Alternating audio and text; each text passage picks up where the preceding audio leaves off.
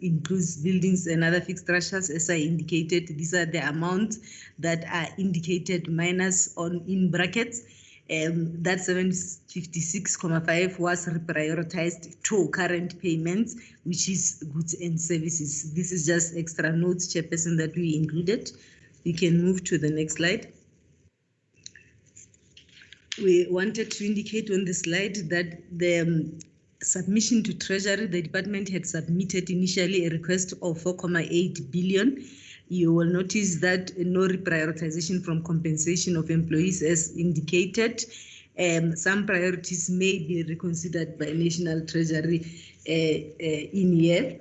Building environment projects were delayed as a result of the lockdown phases implemented. We can move to the next slide. The next slide is only indicating the impact within the building environment projects that are to be delayed. We are having site clearance phases since April. Consultants could not be appointed due to lockdown. We are having planning and design phase where we had 15 projects at planning and designs that were planned for completion, but due to the delays in the appointment of consultants, this will have a negative impact. In relation to construction phase as well, advertisements of bids and appointment of contractors were impacted as a result of COVID-19. Contractors for generators, air conditioners and park homes as well could not be appointed on time as a result of the lockdown period. So this has had an impact in relation to our building environment. In the next slide, Chairperson, we just wanted to indicate the personal protection equipment that has been procured and ordered up to so far to ensure that they are distributed to our members. I will propose that I not go through all the details. We have indicated the orders in terms of quantity as well as the expenditures that has been procured. The next slide touches on the impact of service delivery in relation to strategic and annual performance plans of the SAPS, the General Rapid orders. Good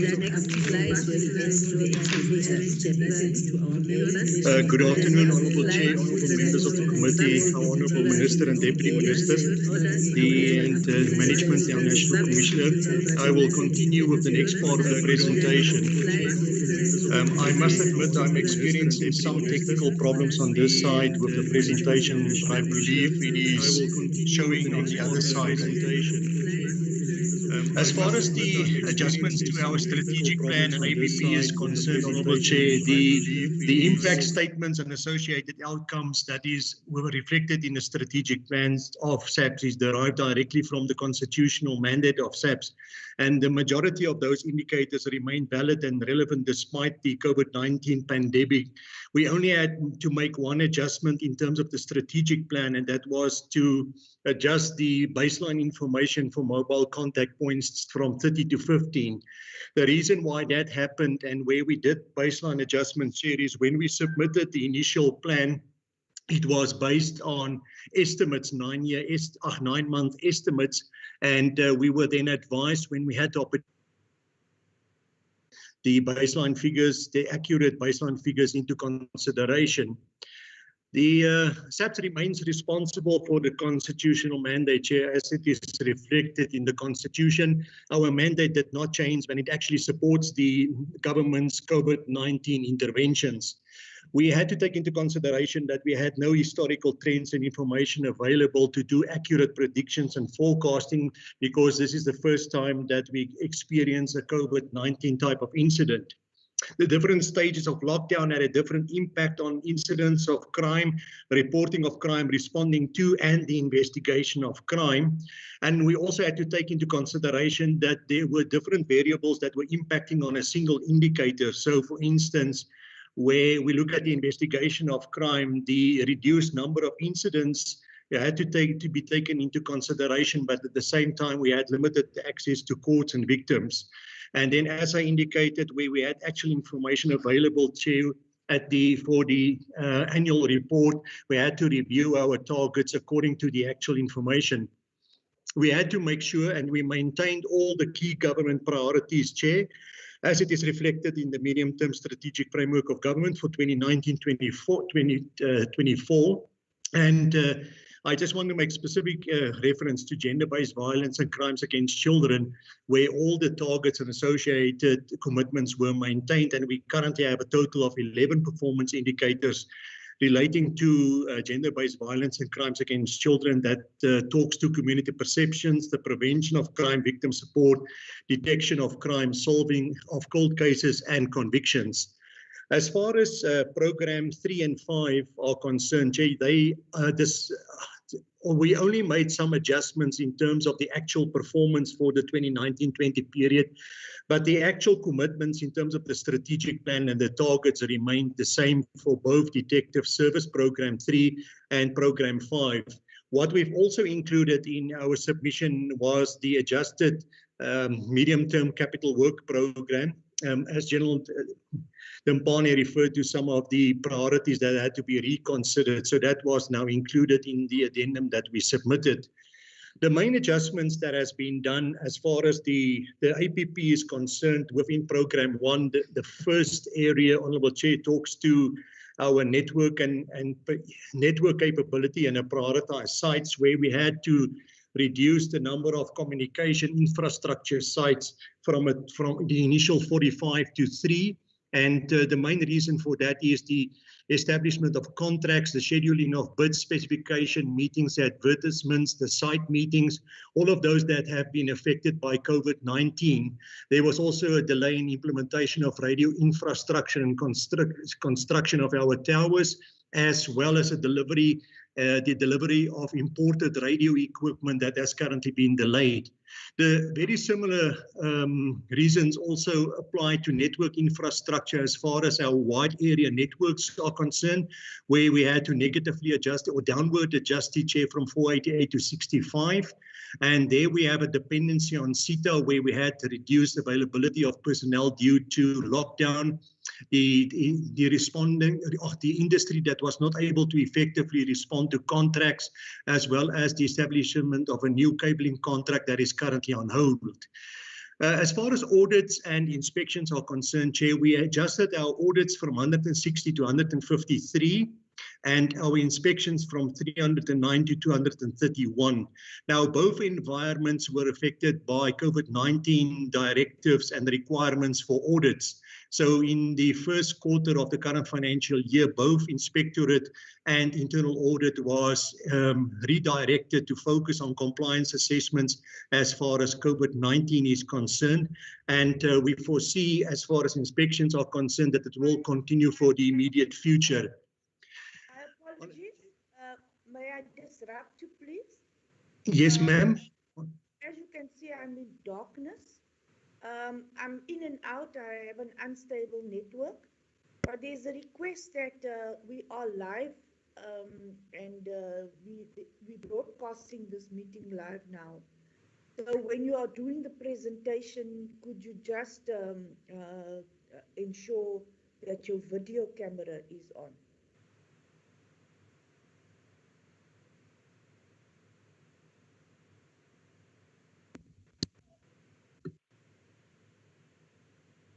Honourable Chair, am I visible now, Honourable Chair? Okay.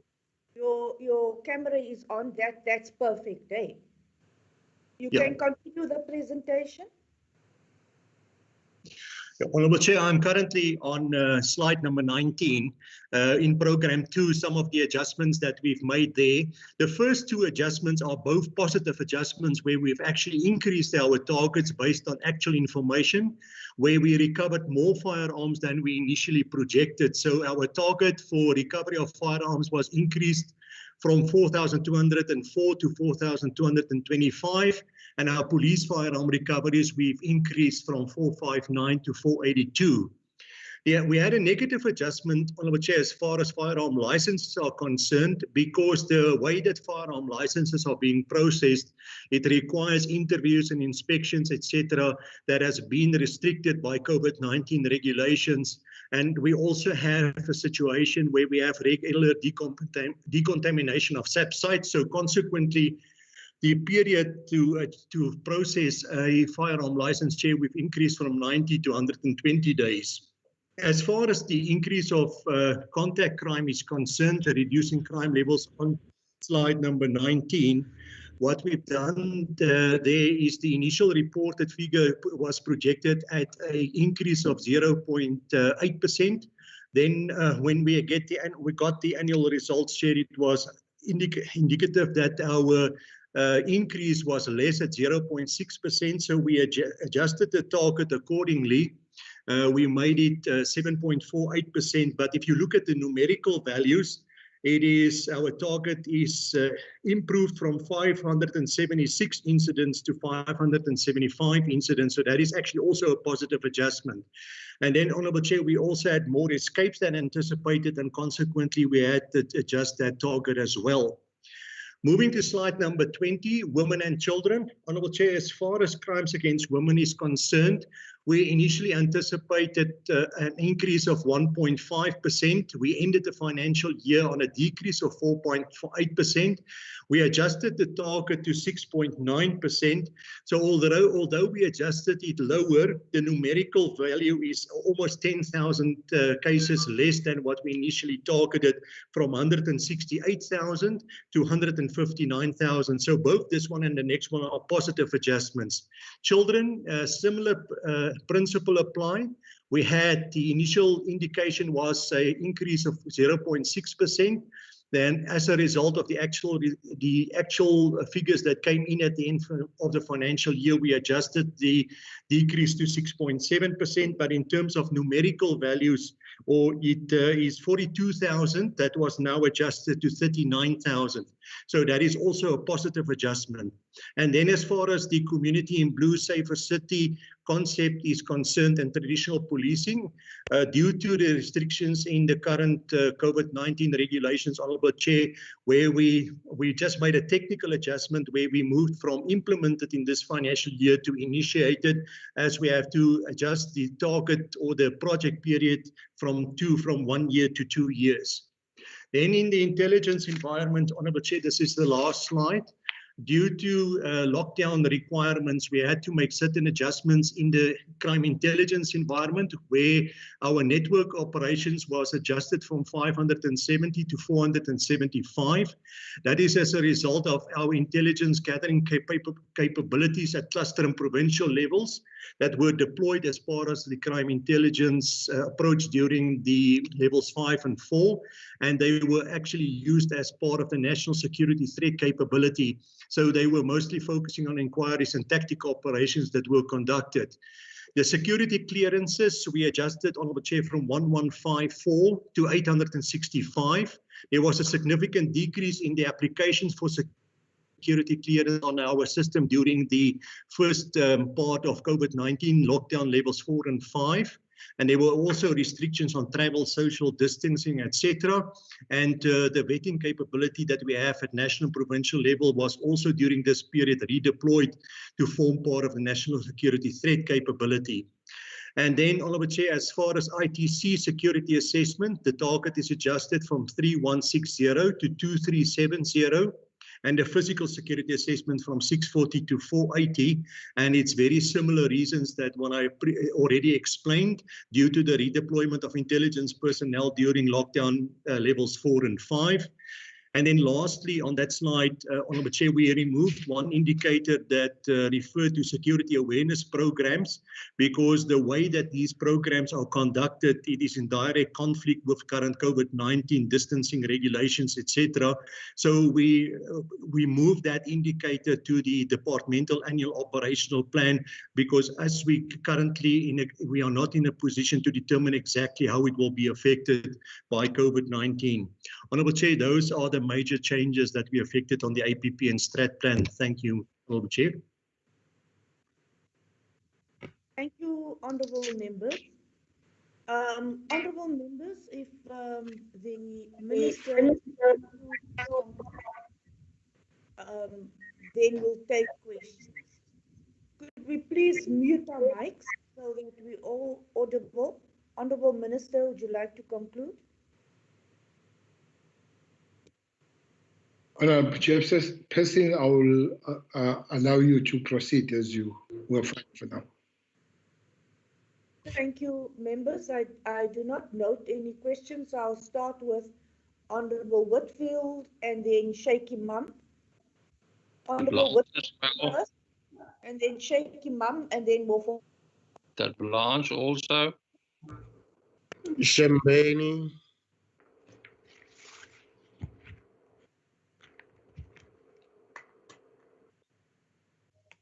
Chairperson, may I proceed?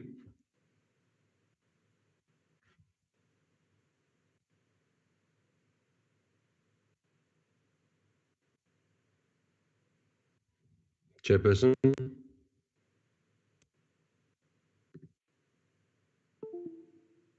Yes, because she said if she can go offline, I can take over. You can proceed. Thank you very much, Whip. Thank you very much for the presentation. I just note a couple of issues I'd like clarity on. On the procurement expenditure, the total expenditure was 1.5 billion rand or 1.4 billion rand. Nearly half of the total procurement expenditure was spent on 25-litre sanitizer containers. If you break down the cost, it is 6,362 rand per unit. Can SAPS explain what these containers were made from, what their purpose is, and why they cost so much per unit? Tank disinfectant at 5 litres per unit, 12,558 rand. Digital body thermometers, 1,700 rand. Then on the slide 17, Whip, with your indulgence, the visible budget has been increased by 3.7 billion rand. I note that that entire allocation has been directed to goods and services, but nonetheless, the adjustment for firearm license applications from 90 days to 120 days seems as though I'm very concerned about that. Is this related to the fact as well that SAPS is currently not printing any firearm licenses?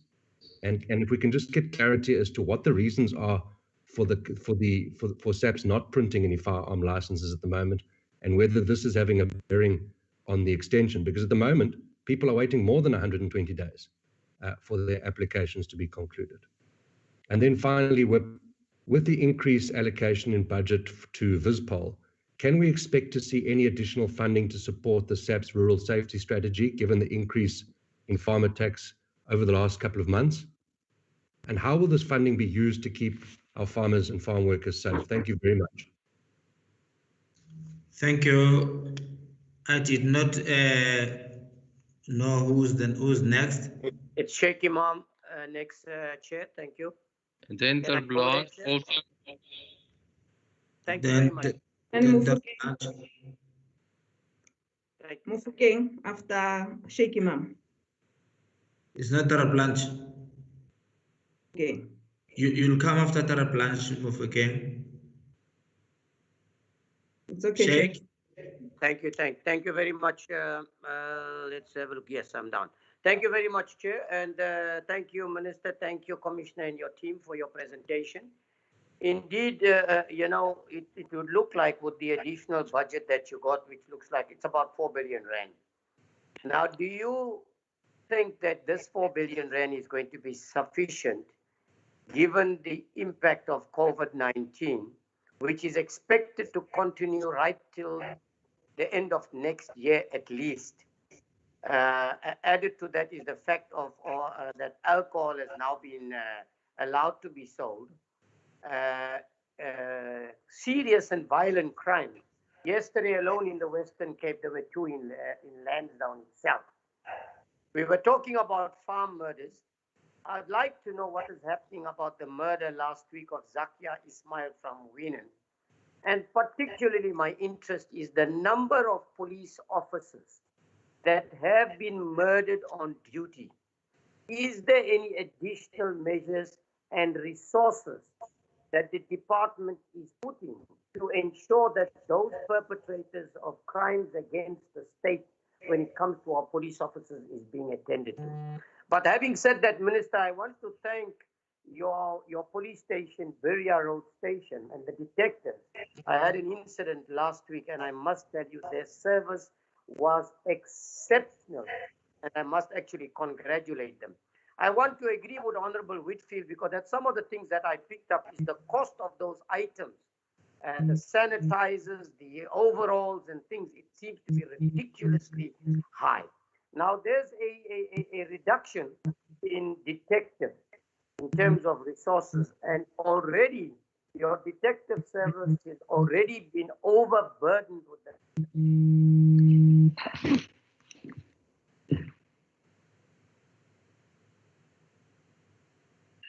Honorable Sheikh. Limited resource before you. I want to pray. Are you there, Chair? Are you there? Okay. Yes. And, you know, if you take particularly your organized crime unit in Durban, do you know that they don't even have enough vehicles, Minister, to be able to continue and complete the tasks before them? That's how bad it is. And lastly, I'd like you to tell me the impact on the large number of inspections on officers, the closing of many of your stations, and what is the impact it's going to have in terms of your human resource available to be able to complete your tasks before you. Thank you. Thank you, Sheikh. I see a hand here. Is there anyone who has raised a hand there? Peter Blanche. Yeah, after you, it's Mufokeng, Shembeni also. Shembeni, the last one. Shembeni. Chair, I also raised my hand long ago. Groenewald speaking. Oh, okay. Any other hands? Okay, let's proceed with this ones first. Honorable Tenor Blanche. Chairperson, thank you. And let me start by thanking the police for the presentation. Chairperson, the presentation is silent on, obviously the personnel component is not affected, but, the presentation is silent on whether the police are going to recruit and appoint additional 7,000 members that was promised by the state president earlier this year. And I just want to get clarity on that in the first instance. Secondly, Chairperson, the goods and services budget is affected, and my question on that is the purchasing of motor vehicles. Are the police still going to buy the number of vehicles that they budgeted for? That is my second question. Chairperson, and then obviously now capital works is, affected quite a bit. And I want to hear from the police, how do they plan to, because that is also the case in the outer financial years. So we are looking at 3 financial years. Apparently at the moment, we're not going to see capital works or sufficient capital works being planned and built. And I just want to know if that's the case, and then how does the police plan to filter that in their future budgets again? Thank you, Chairperson. That's all for now at the moment. Thank you. Honorable Mufokeng. Thank you, Chairperson, and thanks for the presentation. Chair, I want to start on the visible policing. I can see that there's an allocation of 3.7 billion, which is welcome. But I want to also go back and say that as we we appreciate that, to ask a question about the issue of the reduction of targets in the gender-based violence. Maybe if we can get an understanding, noting the challenges that are facing the country. The second one will be on the issue of goods and services. There's an additional allocation, and maybe to explain on why on that, because there's also being a lot of actually questions about the goods and services. Now, the other one is on the issue of the public works. I've noted that the asset, there's a decrease by 756.5 million. And my question is going to be, you have police stations that were supposed to be built. You are only mentioning one that is in the Northern Cape, which maybe, I don't know, others are there. But my worry is that you are not saying anything about police stations that are left unfinished or incomplete. And the example is the one in Atteridgeville West. And I think it's over 5 to 10 years. If maybe you can check on that. What do you do with police stations like that? Because they harbor criminals if they are standing and nothing is happening on that. Then on the issue of the crime intelligence, why there's no additional funding? I'm asking myself because I think Honorable Blanche or Honorable, once somebody said the issue of the firearms is something else, but the issue of the vetting of police officers or vetting generally has been going slow, and then now you have no additional funding. What is going to happen to actually make sure that you actually get things going? Because I can foresee you're going to have a problem. Now, on the program I think it was on modernization of SAPS and network is on the ICT.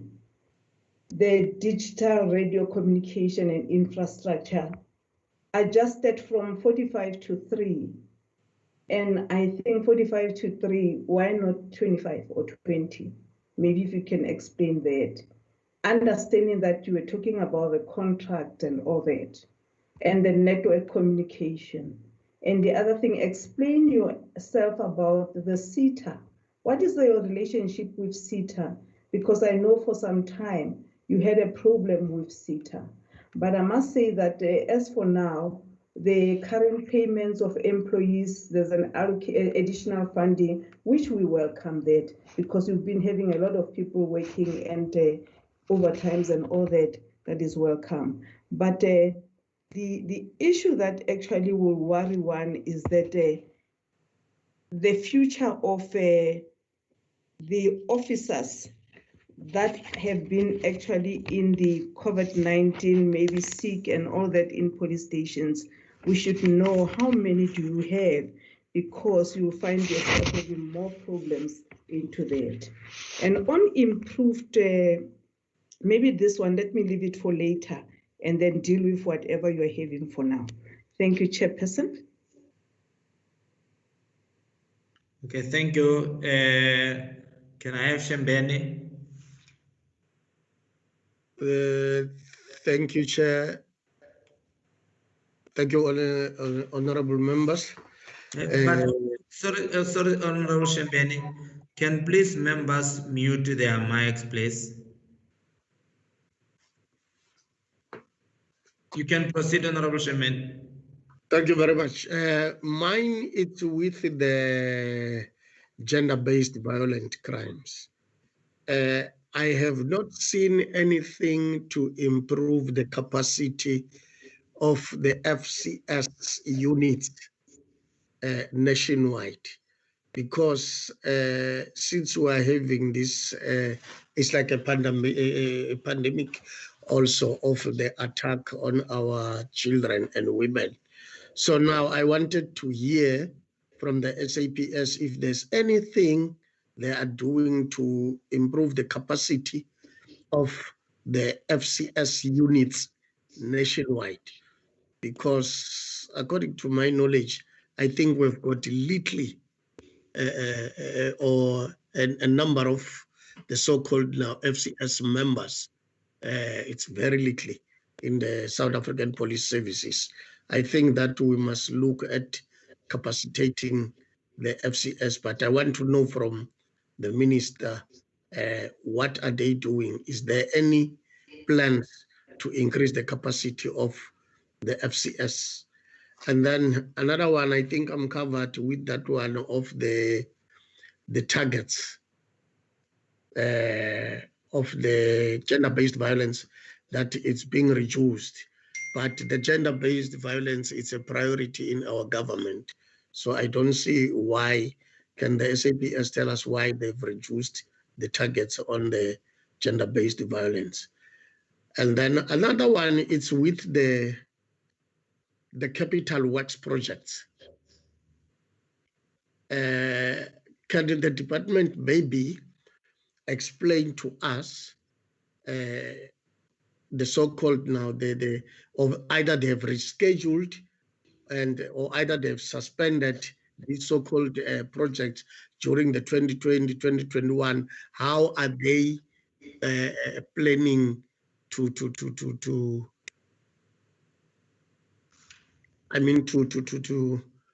reinforce or do this work in the next financial year? How are they planning to do that? Because seemingly now those projects will be rescheduled because they've been suspended during this period of COVID-19.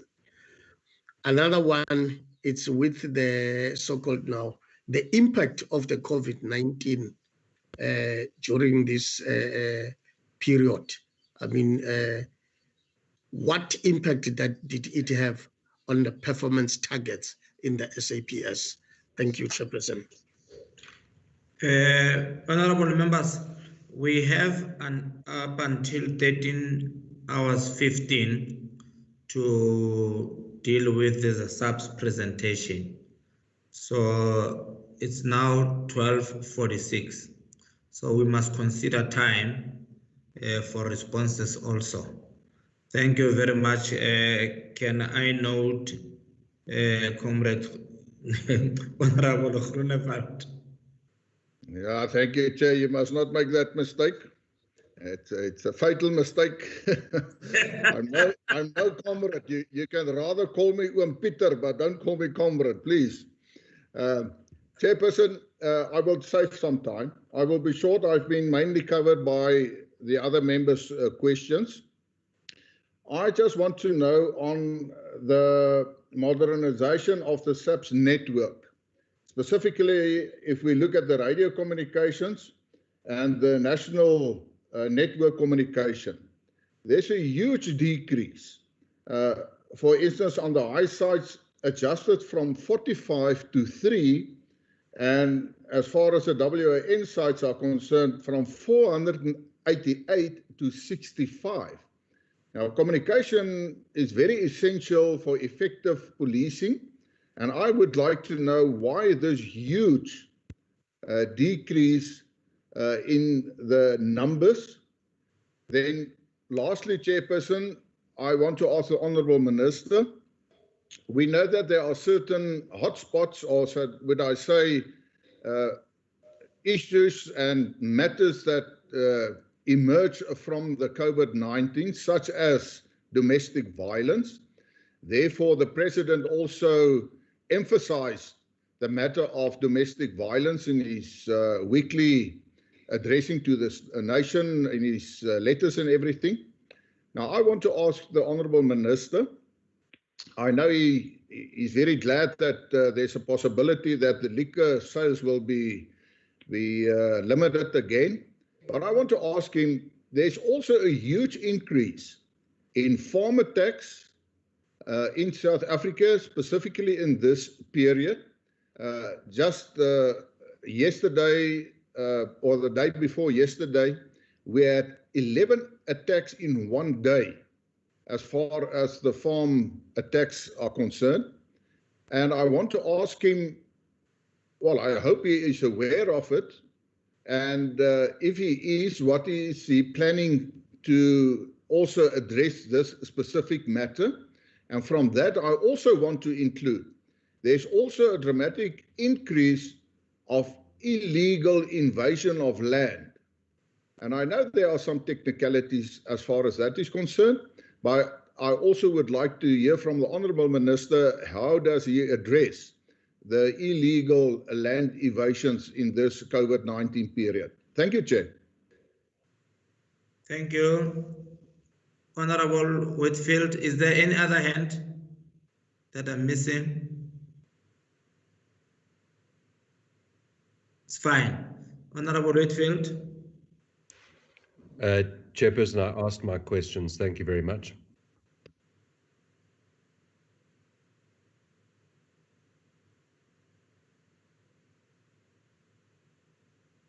You are fine. Okay. Can we therefore, without any waste of time, allow the department to respond. General Commissioner.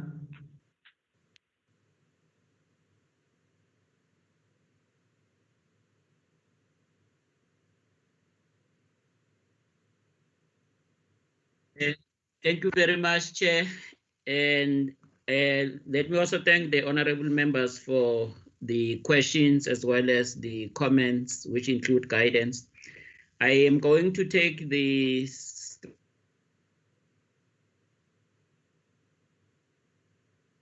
to respond to the line functions. The first question that I would like to attend to is the question relating to rural safety, which goes together with the increase of the budget of visible policing. I wanted to confirm that yes, rural safety is a priority for this budget increase under our deliverable approach, the development of a rural policing infrastructure. And this particular deliverable is also intended to respond to the increase that is farm matters. And we are also looking from a modus operandi perspective at the farm matters as a new modus operandi, because criminals presently are under pressure during COVID-19. But I confirm the prioritization of the budget relating to a response pertaining to rural policing.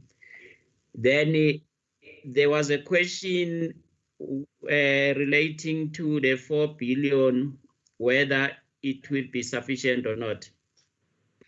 I think I will move from the premise, Chair, that says when it comes to policing, we will never have enough budget.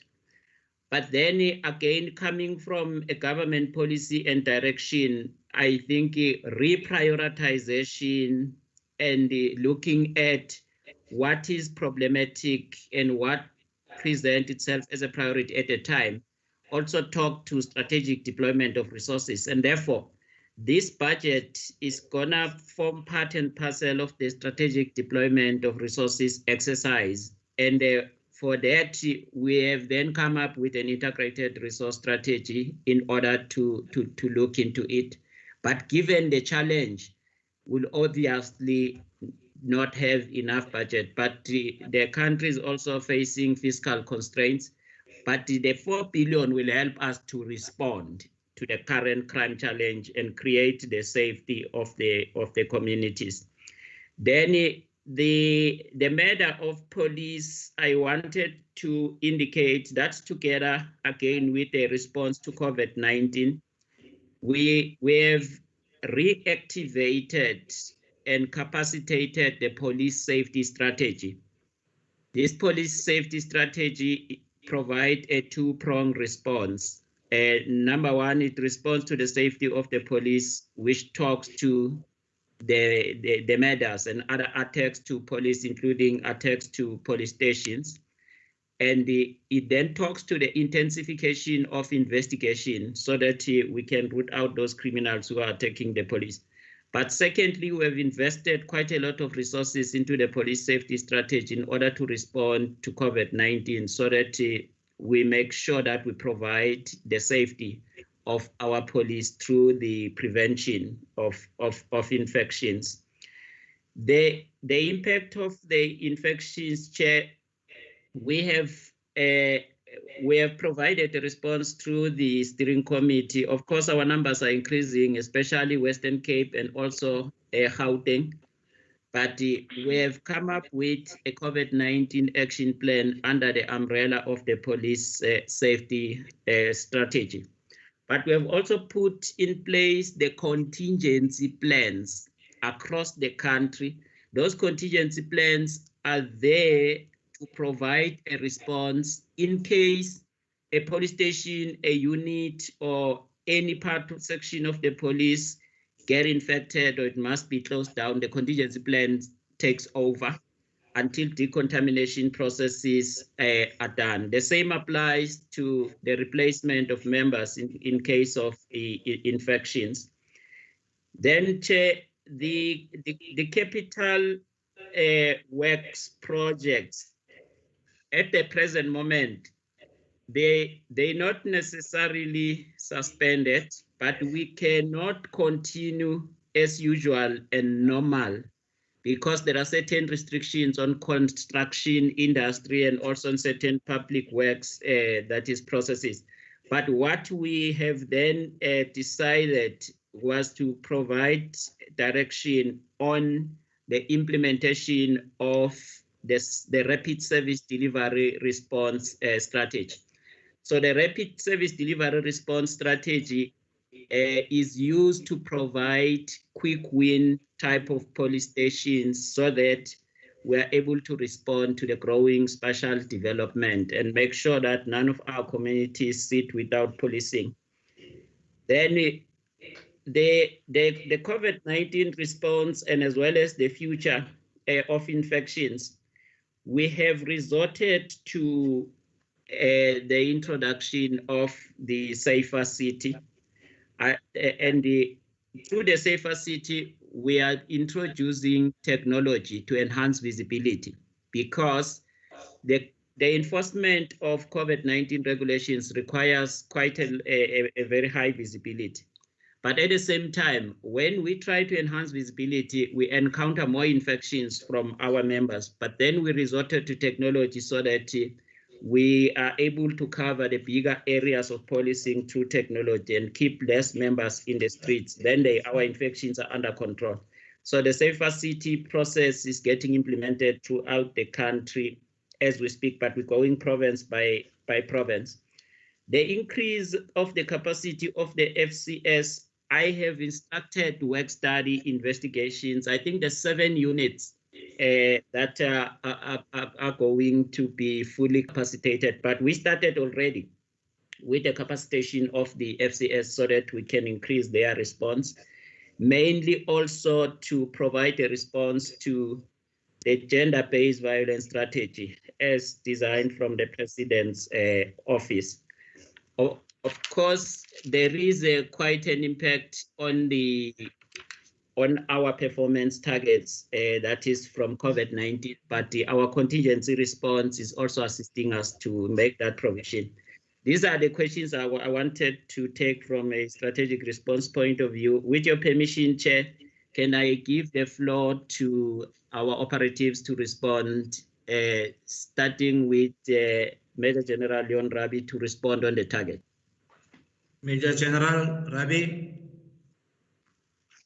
Honourable Chair, thank you. There was a question that was raised about the adjustments that we've done on the crimes against women and children, both the women target as well as the children target. Honourable Chair, as I explained, during the process of reviewing the targets, the DPME advised us to look at our actual performance and adjust our actual performance in our APP in line with the year-end result, where we previously, when we tabled the first APP, it was in line with a 9-month projection. So after we have received the actual results, the initial, for instance, if you look at crimes against women, the initial increase was projected at 1.5%, but the actual was adjusted to a 4.8% decrease. Now, consequently, we applied, keeping in mind the directive by the President that your crimes against the person or violent crime must be reduced with 50%, we then did the adjustment. So although the percentage itself goes down to 6.9%, the numerical value... Sorry, may I continue, Chair? Sorry, there's a noise behind you. Can we switch our gadgets off, please? I'm reading. It's your people. Okay, proceed, General Rabi. So, Honourable Chair, while the percentage reduction was adjusted to 6.9%, the numerical value associated with the new target is actually better than what it was in the past, in our first submission. So the numerical value associated with our initial target for crimes against women was to reduce it to 168,710. That has now been adjusted and improved, Honourable Chair, to 159,210. So we actually increased the target with reducing with a further almost 10,000 cases. The same applies to children. Honourable Chair, the adjustment that we made there after we received the year-end results, we've done the adjustment. And although we adjusted the percentage slightly to 6.7%, the numerical value associated with the new target increased from 42,133 incidents. Now our new target is 39,497. So that is almost 3,000 cases less than what we initially targeted. So the point that I would like to make, Honourable Chair, is that these are actually positive adjustments in terms of the targets associated with the plan. Thank you, Honourable Chair. Any other person, Commissioner? Yeah, thank you very much, Honorable Chair. Maybe just on the targets, Chair, I can indicate that even the strong sentiments of the honorable members on gender-based violence, we may not. I think we may be flexible to taking a relook at the target and as per the feelings expressed and also with the direction of the minister. With your permission, Chair, I will give the floor to the DNC HRM to provide responses on COVID-19 issues.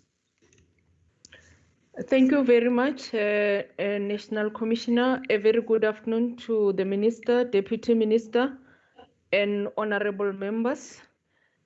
I will talk to, if I were to add to what the National Commissioner has indicated in terms of capacitating the FCS unit, we currently have 2,014 members attached to the different units of the FCS unit. We already have 326 members amongst those who finished their basic training in December 2019.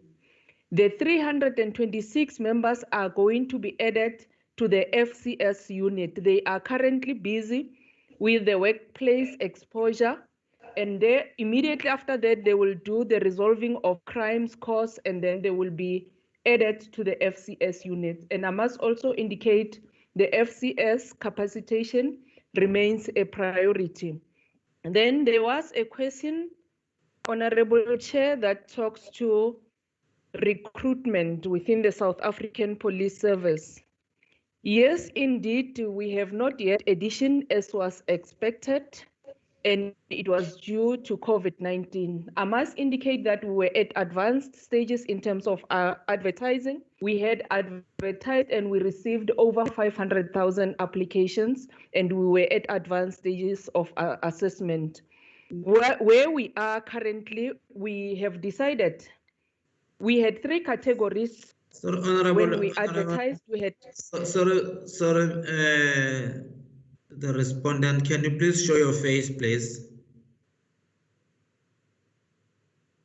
Honorable Chair, I have a medical condition. Can I please beg for your indulgence not to show my video? I have a medical condition. Okay. Thank you very much. With the interruption by the COVID-19, we have decided when we advertised, there were 3 categories. We were targeting Public Service Act employees from internal. We were targeting reservists. We were also targeting those who will be applying for the first time, those who would have finished their either basic, the university qualifications or matriculants.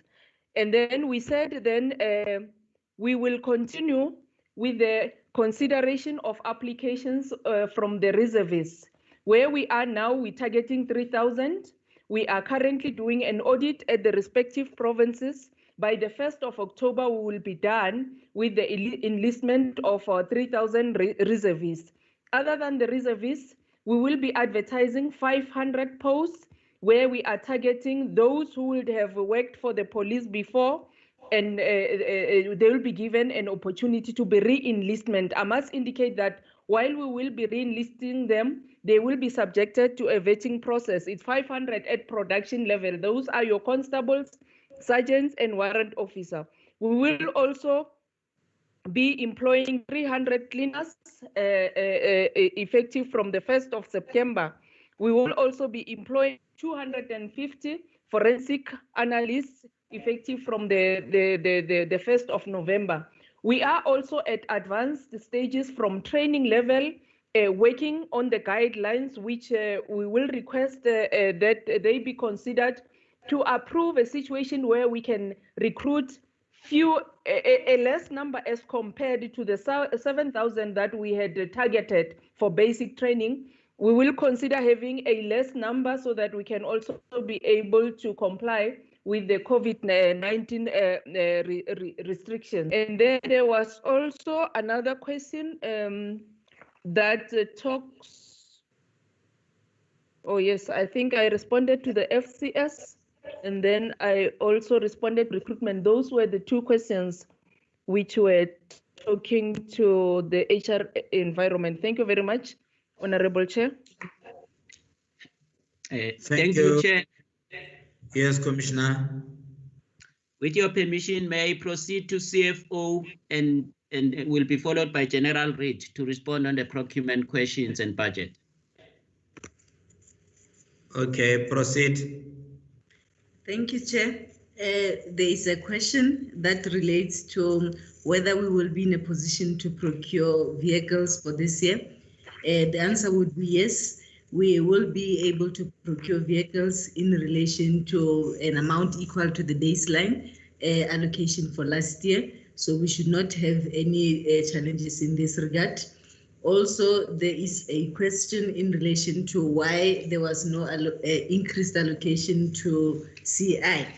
I must just report that on slide number 9, we have indicated that the baseline reprioritization towards COVID-19 expenditure as well as additional allocation is earmarked by National Treasury in relation to COVID-19. So these funds may not be utilized for purposes other than COVID-19 expenditure. Now, what has happened, we had submitted a request to an amount of 4.8 billion to National Treasury. We were then requested to reprioritize. We had reprioritized from Program 1, we had reprioritized from Program 3, as well as Program 5 to Program 2, essentially to be able to assist ourselves in the procurement of PPEs. However, we then took a decision not to reprioritize from crime intelligence, as we are aware, indeed, that the work of crime intelligence becomes a little bit important at this point in time. So there was no reprioritization from crime intelligence. All other programs, there was money that was reprioritized from those particular programs to ensure that we reprioritize towards COVID-19. And essentially, the COVID-19 expenditure is related to activities within your visible policing, your roadblocks, your visibilities, your patrols, as well as all the activities that are under visible policing. However, crime intelligence, we left it as is, so that the baseline allocation can remain and crime intelligence is in a position to can carry out their duties as expected. The increase in terms of goods and services, Chairperson, it is in relation to the procurement of all the PPEs as well as other activities surrounding goods and services. So essentially the bulk of the expenditure is lying under goods and services, as those PPEs are items that are under goods and services. I think I've captured those few questions. The others generally will capture. Thank you, Chairperson. I see also that DM he has got electricity supply. Okay, proceed. Commissioner, okay. Yes, you can proceed. Thank you, Thank you, General. Good morning, Chairperson, Minister, Deputy Minister, and all other honorable members. I'm going to respond to the question of the procurement of the sanitizer as posed by the committee. Chairperson, as we all know that we were not aware about this particular virus when it came to our country. And the time when the minister was, the state president made the announcement about the state of disaster, the whole country was in panic, and actually we have to procure our PPEs accordingly in the time. Now, the South African Police Service actually had some protocols designed in line with the World Health Organization, as well as in line with the Department of Health's regulations.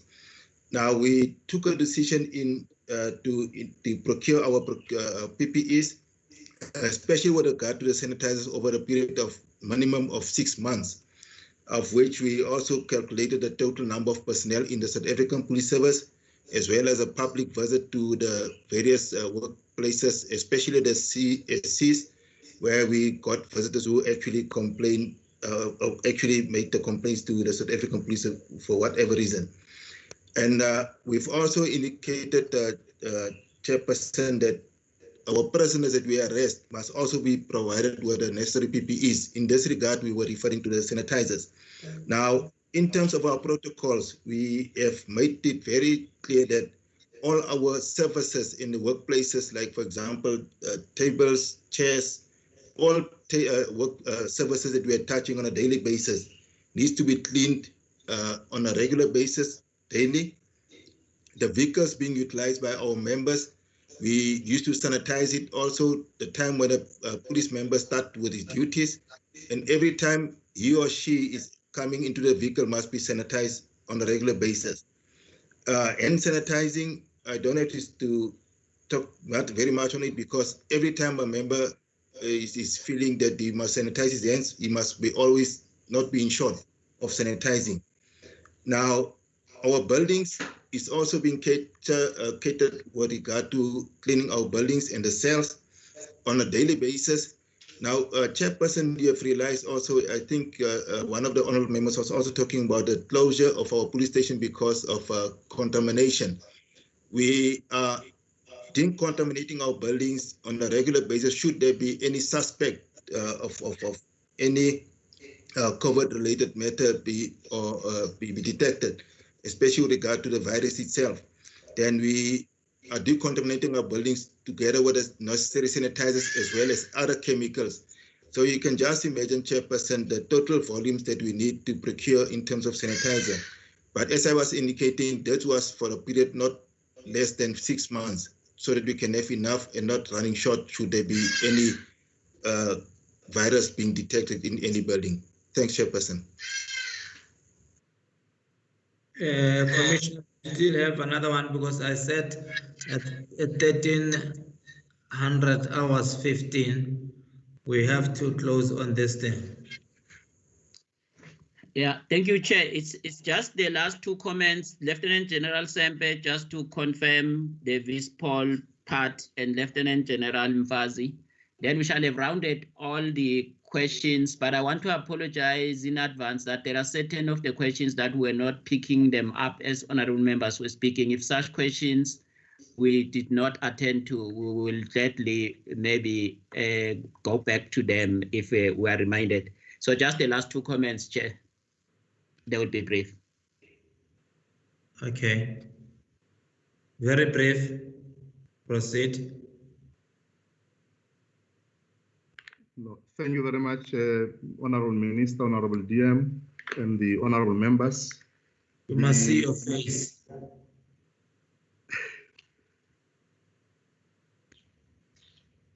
Chair, can you see my face now? Yes. All right. Now, I wanted to make comment on the issue of rural safety as well, where the Honorable Grunewald was concerned about the huge increases in farmer tax. We looked at the statistics from April up to June, compared that with January, which is January to March, which is the last quarter of the previous financial year. Yes, indeed, in terms of murders, there is one increase. Last year, January up to March, we were having 6. April to June, it's 7. But when you look at the incidences of farmer tax, you will see a huge reduction. We had 80 incidences from January to March 2020. And then to date, April to June, we have 48. We are implementing the rural safety strategy and working together with the organized agriculture to make sure that we deal with this particular sketch. But we are concerned about that slight increase of murder from 6 to 7. Thanks, Chair. Thank you. Who is next, General? They are done. Honorable Minister, the Honorable Chairperson, DM, honorable members.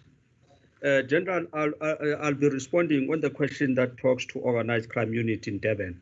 As SAPS organized crime, currently we've got 18 members that are attached to that unit. Out of that 38 members of that 38 plus 38 that have been seconded in the unit.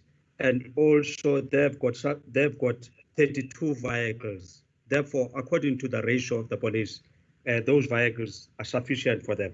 But of course, we have taken note of what have been raised by the honorable member. Then the second question relates with the projects that are being run by crime intelligence. I think the previous speaker, the presenter, has indicated that the readjustments that we're doing doesn't say that we're not going to actually continue with the priorities that we have designed for ourselves.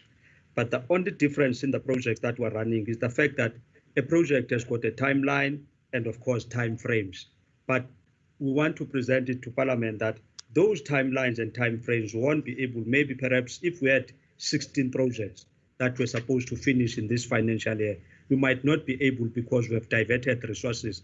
But the projects on their own, based on the fact that they are a priority in the police, will finish them. But maybe perhaps one or two of those projects won't be able to finish them. But I want to assure the honorable members that the projects that have been designed to address specific crimes, those projects will be dealt with. Then the last part, I think the general has spoken to the issue of the vetting. I think the issue of the introduction of e-vetting actually is assisting us, and I think we are more focused on this issue. It's one of the priorities that we're dealing with. I think on the BOC meeting last week, General Ngwenya has actually made an announcement that we want to capacitate crime intelligence, and one of those priorities is e-vetting. And also on the issue of FCS, Minister has actually given us an instruction and say that we have to start to capacitate also the stations when it comes to the issue of FCS units. That program is the program that we're engaged in, and also it will enhance what we're doing in as far as the gender-based violence is concerned. I thank you, sir. Thank you. This was the last Commissioner. This was the last Chair. Maybe just from my side to say that we have also prioritized the capacitation of organized crime. We are aware of the modus operandi shift that now during COVID-19, there's a lot of underground economy taking place. So for that reason, we are also going to capacitate, that is the OCTA strategy, so that it beef up the capacity of organized crime units. Thank you, Chair. Thank you, Minister. Chair, thanks very much. Under trying conditions, thanks to the questions from the members. There'll be few of them. There were specific questions. Overall, I want to say to members, Honorable Whitefield and Member Honorable Dr. Groenewald, we do take serious the issues of the farm safety. As General Sempe has raised the issue, we'll continue to improve our working relationship and the safety of that area. Dr. Groenewald, to show that there's been some improvement in working, we have worked with the farmers in one of the big farm community at Maple Hall, that is Limpopo near Bilabila. They're working together. It has led to the big operations and the big win of the South African police there. We want to expand that. Once we work together, all forms of crime will stop, including murder, including the raiding and the murder of the individual and human being there. There was a specific question from Honorable Mann about Winan issue. Honorable Member, that issue is handled with care. Is in the hands of the South African police. We check it all the time ourselves. In the next 24 hours, I'm sure we will have a better results of what has happened there. Gruesome, very bad. So, but I want to leave it there to say you believe you will get 48 hours will be too long before the police make some form of the breakthrough there.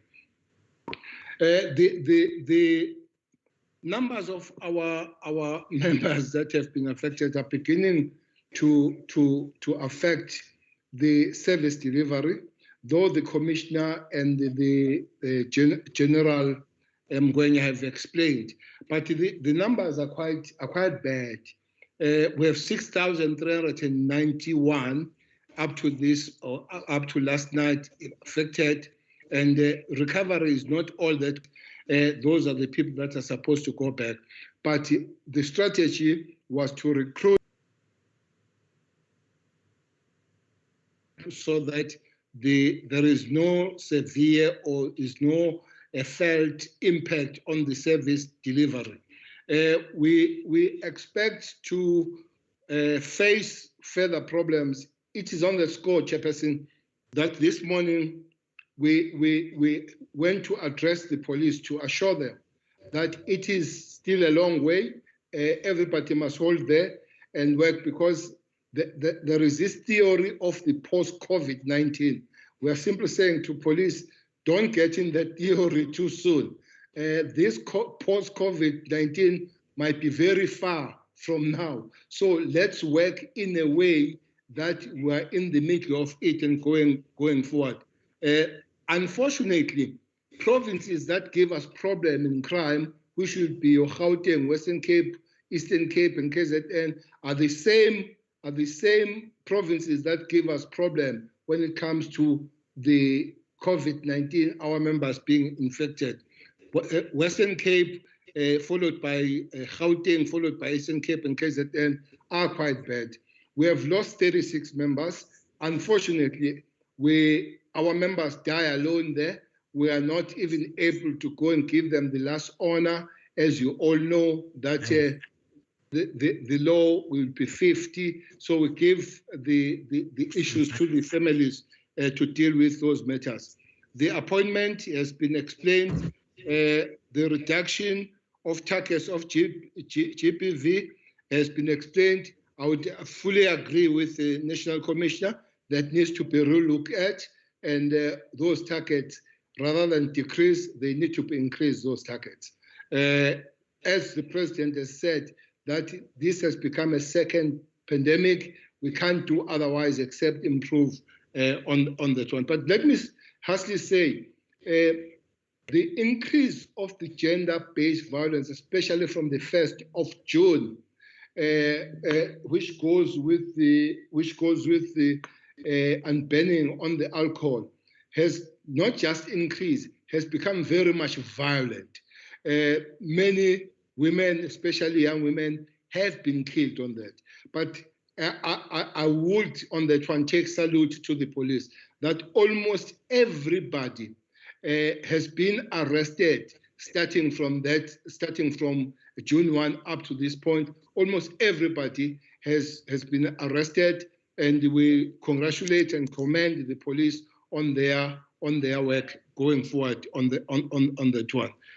The CETA question that was asked by Mam Foken, the relationship have not been very cozy there, Mam Foken, but we have had several meetings, I think 3 of them now, between the Minister of Police and the Minister of Communication, trying to ease those relationships.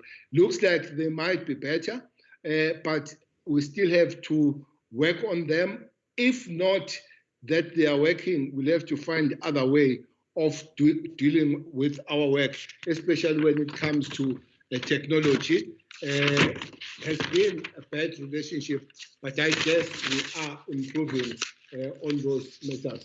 Improving the FCS, there we have no option. As we have said, this was the call by the President, but the figures have been given by General Mgwenya in question of the recruitment, more than 300 new recruits put there, the further training of the existing structure, and the further expanding of the units. There are 180 of these units plus 10 that they work national, about 198, but would like to have people at the front desk that are very much trained and understanding on these matters, since this matter is taken very much serious. The land invasion, Honorable Groenewald, that matter is of municipalities supported by the South African Police. We are giving the support on that one. I would love to say at the present moment, the regulations do speak about this, and the municipalities do work on this and calling on the South African Police to give them the support. We don't lead on this one. Overall, things have changed from the National Treasurer, so you will expect things to change even with the South African Police. Delays have been quite severe when it comes to the infrastructure of the South African Police. Remember, the shutdown would be shut down of your building, would be shut down of your designers, would be shut down of your site removals, and that 3 months, which some of them even now are still on shutdown, has made the delay of going forward. But we have said, we have met and we said, we have to maximum our effort, especially things like clearing the sites, and if not, that is a permanent building, we'll have to find some park homes so that service delivery continues on those places where the communities are making the call. We're not going to stop on that one. The equipment, the cars, and all those things will have to be there. But we're all operating within the restrictions and constraints of the COVID-19. But we'll work hard to say that service delivery is not compromised. Thanks very much, Chairperson. Thank you, Minister and your team for responding to the questions and clarities to the members. Honorable members, the unanswered questions can be responded to in writing, because we still have 2 other presentations. But before I close, Minister, I just want to appreciate that for encouraging. I saw you in the on TV in the morning for encouraging your members, because they are the ones who are in the cold face of this invisible enemy that we are fighting with. I mean, to have 6,000 policemen and women infected really reduces the way the police are supposed to work, because you now have to change your deployment time and again. But I'm also happy that you are encouraging us that you have arrested the perpetrators who have murdered and who have abused and tortured women and children, and they must rot in jail. I think from the side of the police, you have done well so far. We will wait from the side of justice, and we must make sure that we tighten the investigations on those cases, so that they must not even get bail, those people. We know that it's a priority of the president, the gender-based violence, because it's a second pandemic. So we have all of us, not only the police, all of us, the society, I think, need to join hands in making sure that we deal with this gender-based violence. We deal with these animals who are killing our women, who are molesting and abusing our children. I was very, very, very, hurt when I watched on TV yesterday the child who was in hospital for COVID-19, who was abused. I hope those who have been arrested, one of them is the one who really abused that little child. So this thing of gender-based violence, honorable members, is not political. It needs all of us so that we deal with it once and for all. With those words, honorable members, thank you very much, Minister. The DM is disconnected because of electricity. He's watching it on 408. So we're expecting, I hear that the minister might leave for cabinet meeting, but we'll hear from you. Ladies and gentlemen, can we move to the second item, the Civilian Secretariat? Over to you.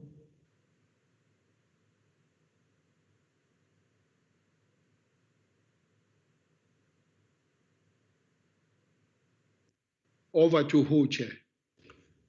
Over to who introduces the Civilian Secretary? Is the Commissioner or the Minister? The Minister, over to you. No, thanks very much, Chair. The Civilian Secretariat head, the Secretary, Mr. Rabia, is here, will take us through. You will remember that Secretariat is the one other leg that is put on the oversight of the police, but also on working with the police to enhance their service delivery. So we will hear from him taking us through on the matter. I can see him. I don't know where he is, but he looks like he's cold, very cold where he is. If I can be allowed by you, Chair, to allow the Secretary to take us through. Thanks. Thank you, Minister. Mr. Rabia, we can see you. Thank you, Minister, honorable members, honorable Chair. I will first just introduce the team that is accompanying me. Ms. Bilkis Omar, who is the Chief Director, Policy and Research. Ms. Dipsy Wechwemang, who is the Chief Director, Corporate Services. Mr. Takalani Ramaru, who is Chief Director, M&E. Advocate Don Bell, who is the Chief Director, Legislation and Legal Services. Mr. Benjamin Tuli, who is the Chief Director, Partnerships. Mr. Tumelong Konjwana, who is our CFO and Ms. Itumeleng Moagi, who is the Director Strategic Planning. The presentation will be led by Mr. Nkonjwana and Ms. Moagi, Mr. Moagi, who is the Director Strategic Planning. And we have heard that you have time limitation because of the load shedding. So I have asked them to start the presentation with the finances, and then Ms. Moagi will take us through the adjustments in terms of the indicators and the performance targets.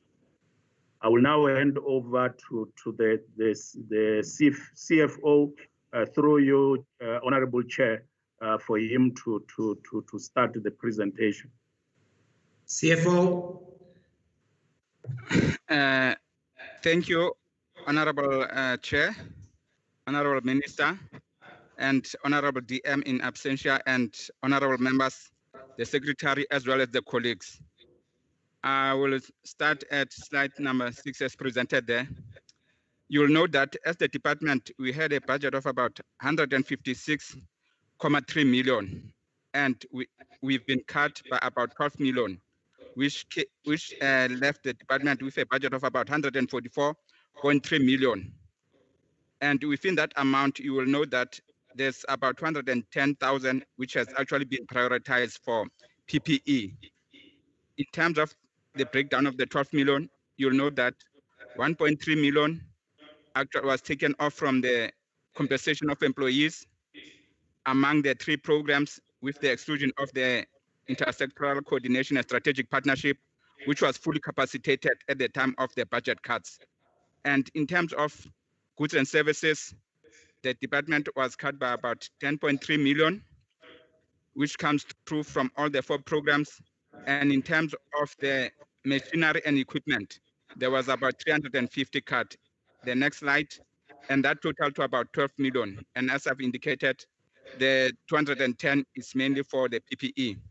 When it comes to the different programs, you'll know that the department has got about 4 programs, and program 1, which is administration, it had a budget of about 69.4 million.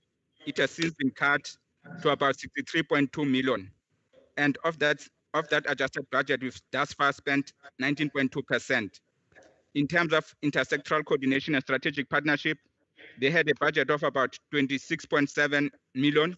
That has been cut to about 25.1 million, and they've spent 18.2% of the adjusted budget. Legislation and policy development, they had a budget of about 24.7 million. That has since been cut to about 23.1 million, and in that budget, they've spent about 16.7% of that budget. Civilian oversight, monitoring and evaluation, they had a budget of about 35.3 million. That has been cut to 32.7 million, and they've since spent about 18.2%. The department in total has spent 18.4%. The next slide. In terms of economic classification, you will note that the department had, for compensation of employees, the department had about 112 million. That has been cut to about 110.7 million. And of that amount, we spent 24 million. In terms of transfers and subsidies, the department had a budget of about 208,000, and of that budget, we have spent 463. And the reason for this is that there were employees who left the employment of the department, and therefore we had to put more money in terms of their severance packages. For goods and services, we had a budget of about 4.2 million. That budget has since been cut to about 31.8 million, and of that, we've only spent about 6%. In terms of the total budget of the department, as I've indicated, we spent only about 18.4%. That will be it from me. Thank you, Secretary. Mr. Rabeo. Yes, through you, Honorable Chairperson, Ms. Moahe will take us through the adjustments in terms of the changes on the predetermined objectives. Okay, thank you, Secretary. Thank you, Honorable Chairperson, Minister, Deputy Minister, and honorable members. The next part of the Can we see your picture?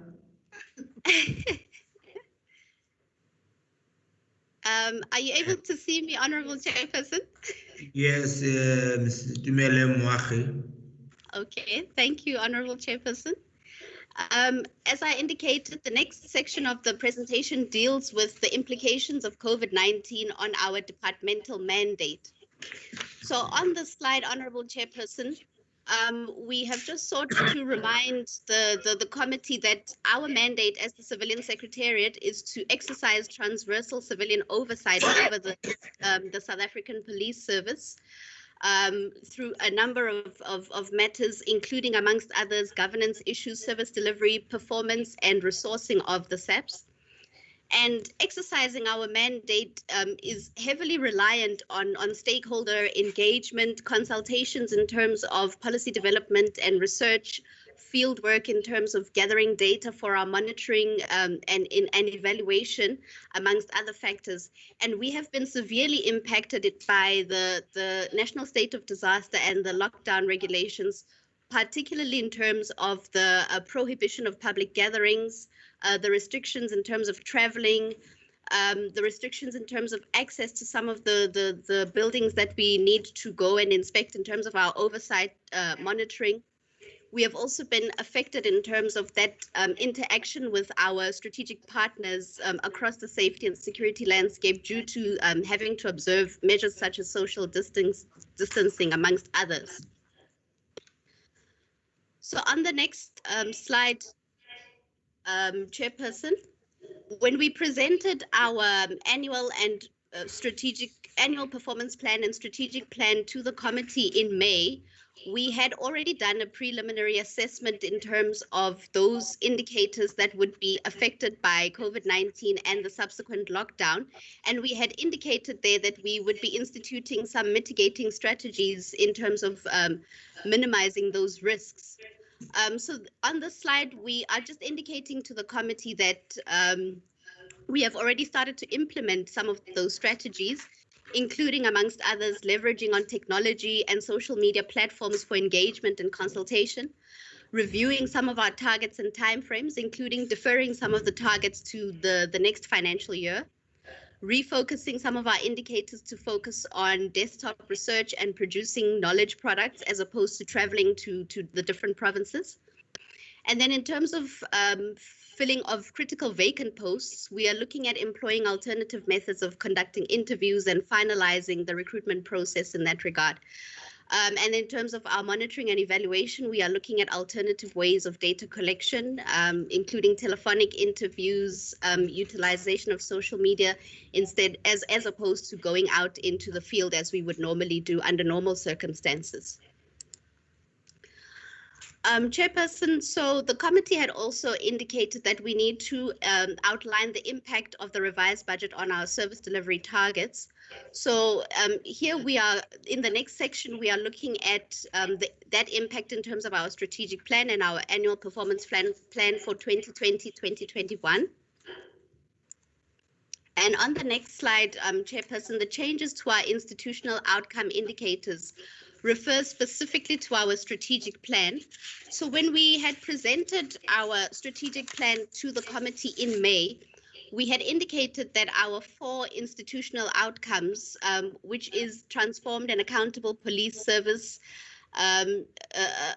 improved community police relations, my apologies, Chairperson, improved community police relations, I've just lost my place. Improved community police relations, improved community participation in the fight against crime, and improved collaboration, coordination, and integration on safety, crime, and violence prevention within the 3 spheres of government, we had indicated that those 4 outcomes are aligned to the medium-term strategic framework, with particular reference to priority 6 of the MTSF, which is focusing on social cohesion and safe communities. Our outcomes are also aligned specifically to the economic recovery strategy of the Justice, Crime Prevention and Security Cluster strategy in terms of addressing COVID-19. So there are no significant changes in terms of our outcome indicators.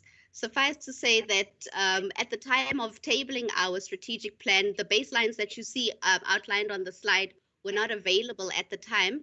So we have included those baselines, and they reflect performance of those particular indicators as at 2018-19. So moving on to the next slide, Chairperson. The changes to our institutional program performance information deals primarily with our annual performance plan for 2020-2021.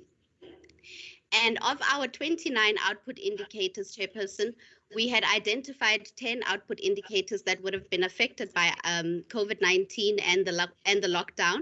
Our presentation only focuses on 5 of those because they make specific reference to the indicators themselves.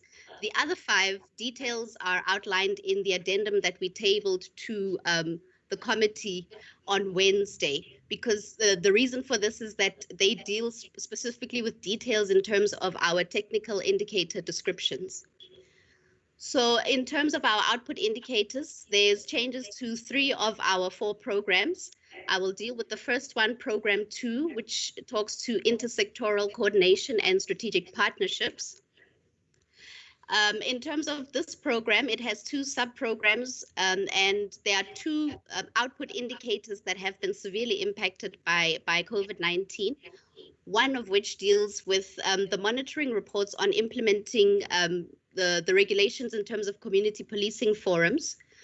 And this indicator has been revised from monitoring to assessment reports, based on the fact that assessment reports can be developed through desktop analysis and limited travel, as opposed to having to conduct field work when doing monitoring. Then moving on to the next slide, Chairperson. So in terms of that particular output indicator, this slide reflects the fact that our quarterly targets have also been shifted due to the fact that we could not travel in the first quarter, and in all likelihood, we will not be able to travel in this particular quarter as well. So these targets will be shifted to the 3rd and 4th quarter, respectively, of this financial year. The second sub-program for Program 2 deals with community outreach. And then in terms of this particular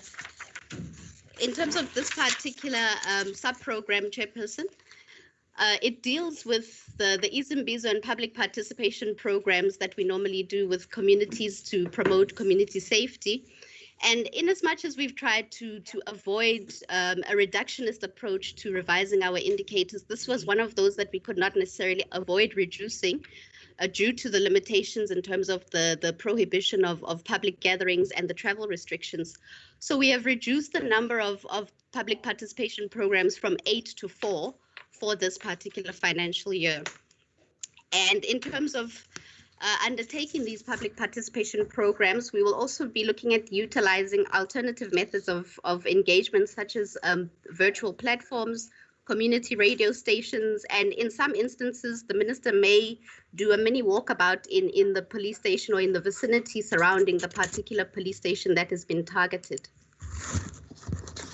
So in this slide, Chairperson, it is also to demonstrate that the quarterly targets for this particular indicator have been moved from quarter 1 and 2 to the 3rd and 4th quarter, respectively. Moving on to the next slide, which deals with Program 3, Legislation and Policy Development. Chairperson, this particular indicator, which deals with the facilitation of implementing the white paper on safety and security, it was identified as one of those that is at risk of being affected by COVID-19 when we did our preliminary assessment. And it was decided that we need to defer this particular indicator to the next financial year and replace it with an indicator that could be achieved through desktop analysis and limited travel. So for this particular financial year, we'll be looking at the number of research briefs on policing and safety, and we'll be developing these research briefs dealing with issues of SAPS discipline management cases, doing an analysis thereof, and doing a trend analysis, a 5-year trend analysis of the trio crimes, which includes carjacking, robbery at residential and non-residential premises.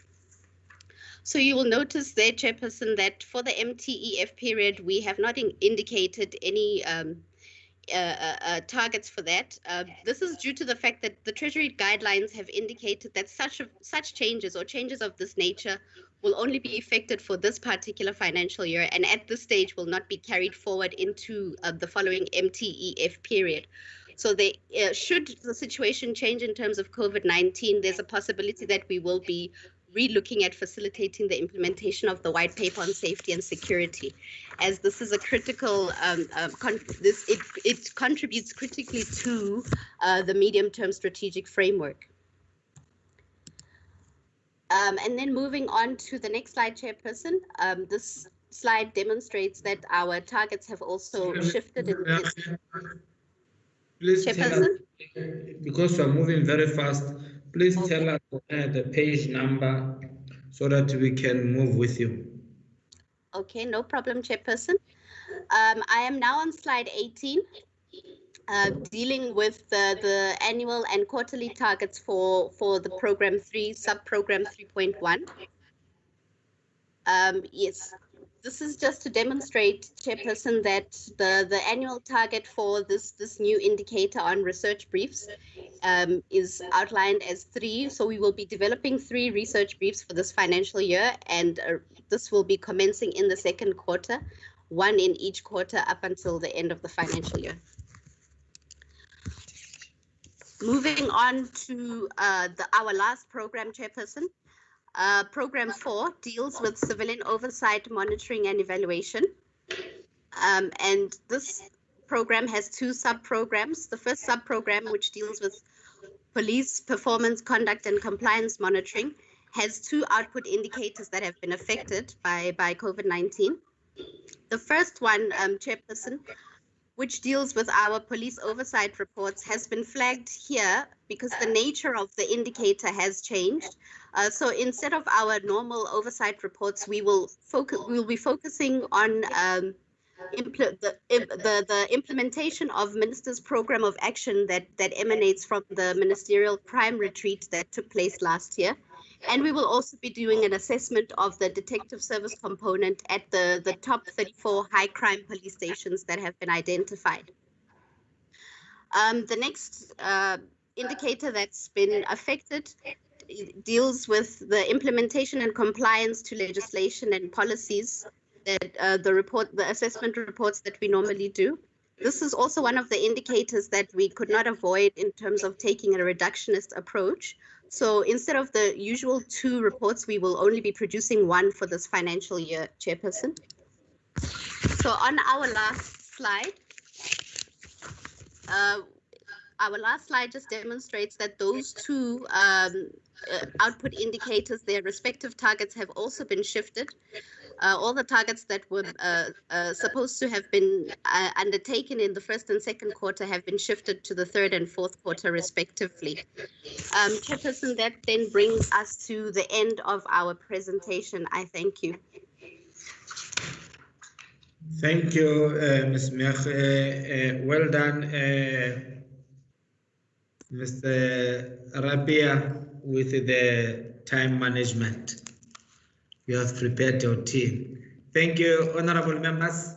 Thank you, Ms. Meagher.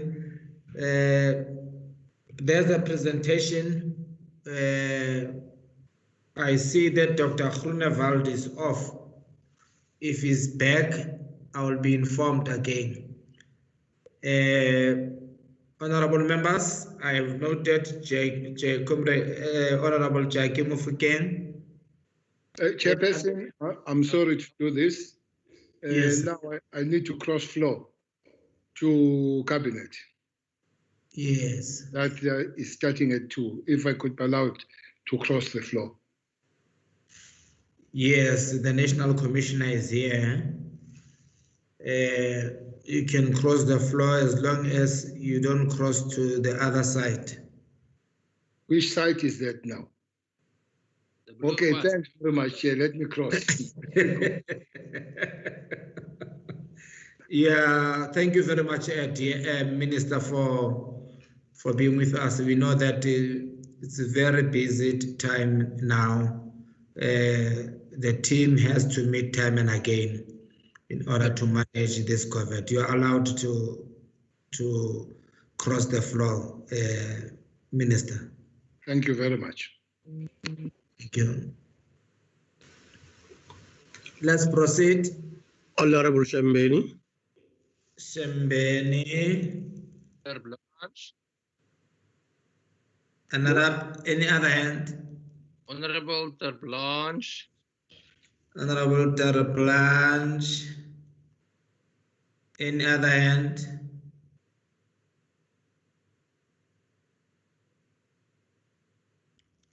No other hands.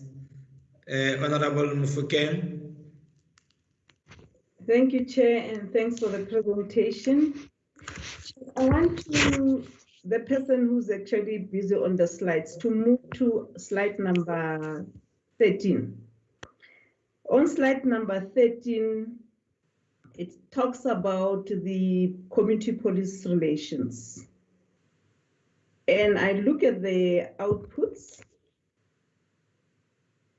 and it says that improve community police relations. And okay, thank you very much. And we are talking about the output assessment report on the implementation of CPF regulations and standards.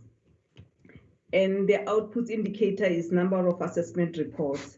I want to check on the issue or the problem that we had in level 4 and 5 and 6, where we couldn't use the CPFs and even the patrollers. How do you think you'll have a good relations looking at the targets that you are now looking at, 2, and all that? Are you not going to have a challenge because you need now to build bridges? Because it's a fact that in the absence of the community policing forum, the patrollers, so the escalation of women and children being dumped off the side. And we must also acknowledge that it's a fact that the community policing forums and the patrollers are doing a good job. And for that, we must look at how do we improve that relationship. That is the question on how are you going to do that. When you go back to slide number 12, you are on 13, you can go back to slide number 12. It talks about the capable, ethical, and development state, and you're talking about the social cohesion and safe communities. I want to check on the first one. You're saying that you have the reduced number of civilians against the police. You are saying is 1 because you are saying you never had this baseline before. Now, going down, I want to check on the last one. The last one that talks about, I think is complaints, and also not even if it's not complaints, it's also about the issue of the misconduct of police cases that you had to recommend to the police for disciplinary actions.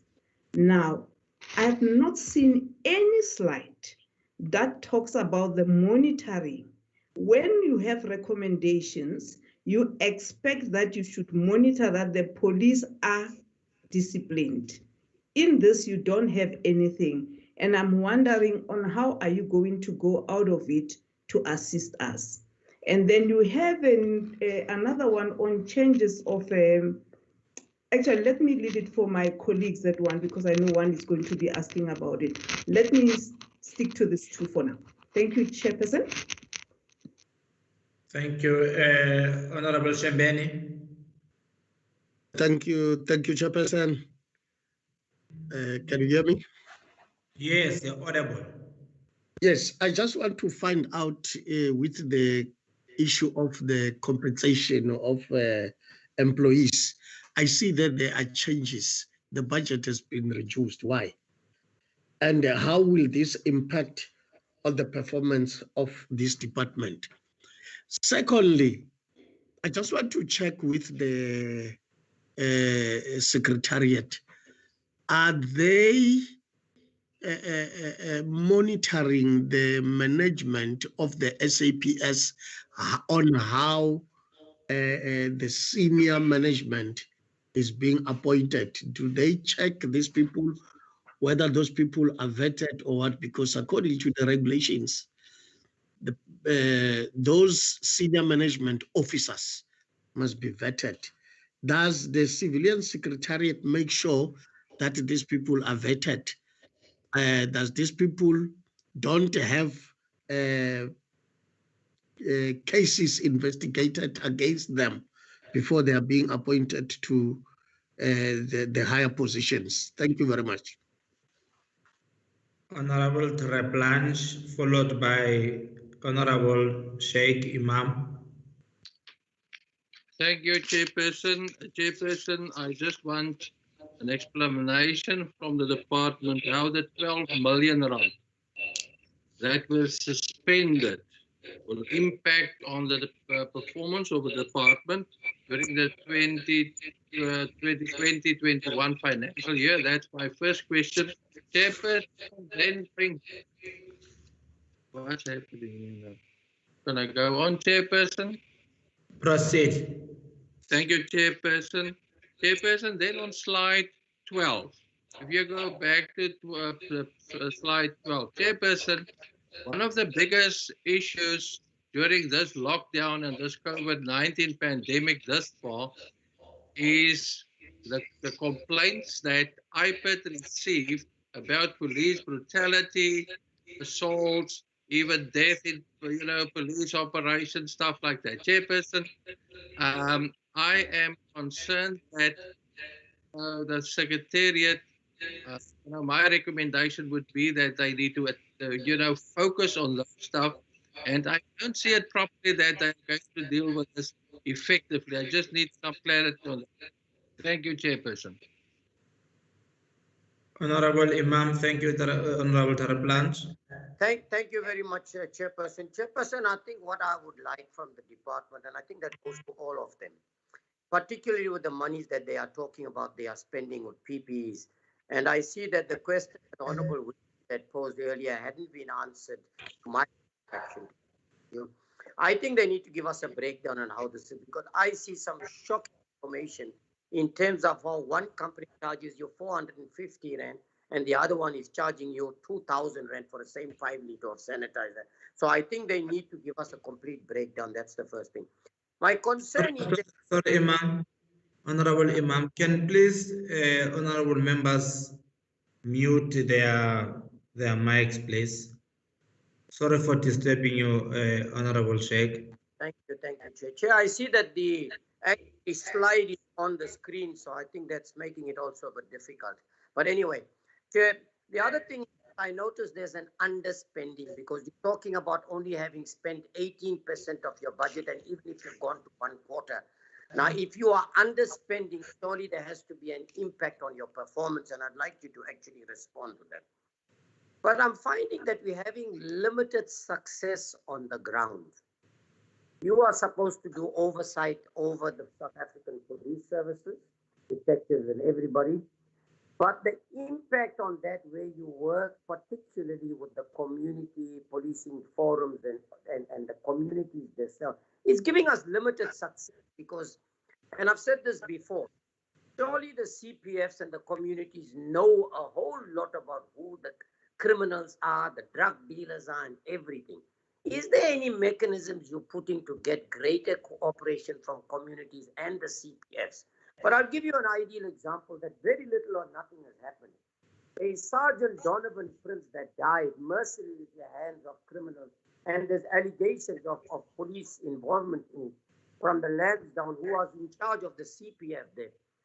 Your organization have not done anything to deal with this issue of police that are losing their lives. as a result of criminal act by police officers as well, and highlighting these problems. So I'd like you to comment on that. You talk about virtual meetings which you're going to plan and have. Why have you not planned them and put them in place already? Because you know we all are doing that. It's the only way to go forward because COVID-19 is going to be there for a long time to come. And lastly, your intervention with community CPFs and everybody to assist with gender-based violence. I'll stop there for now. Thank you very much. Thank you. Is there any other hand? If there is no other hand, National Commissioner.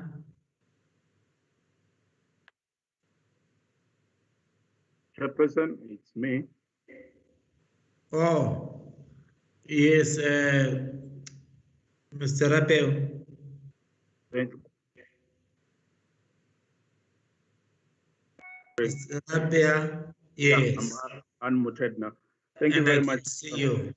Honorable Chairperson. You don't want to put the National Commissioner in trouble that he's doing an oversight on himself. we are very much independent from SAPS, and we don't report to the National Commissioner, just to clarify that we report directly to the Minister. As a department, at least now, we are vote 21, which is not even under the police budget. So our independence is very, very clear now. I will ask before I come in for the CFO to deal with issues that have to do with the budgets. Then I will ask the Chief Director, Corporate Services, to deal with issues that has to do with the employees numbers and that. Then I will deal with other issues, and Mr. Ntuli will also deal with the issue of the CPF's engagement with communities. If I can hand over to you, Mr. Nkonjwana. Mr. Nkonjwana, the CFO. Thank you, Secretary. Thank you, Chair. I'm sure I am visible. Not so much, it's dark there, but you can proceed so we can see you. Okay. In terms of the cut off on compensation of employees, why was it cut? The money that was surrendered to Treasury in terms of compensation of employees is the savings that the department has made since the beginning of the financial year. That is from April until June.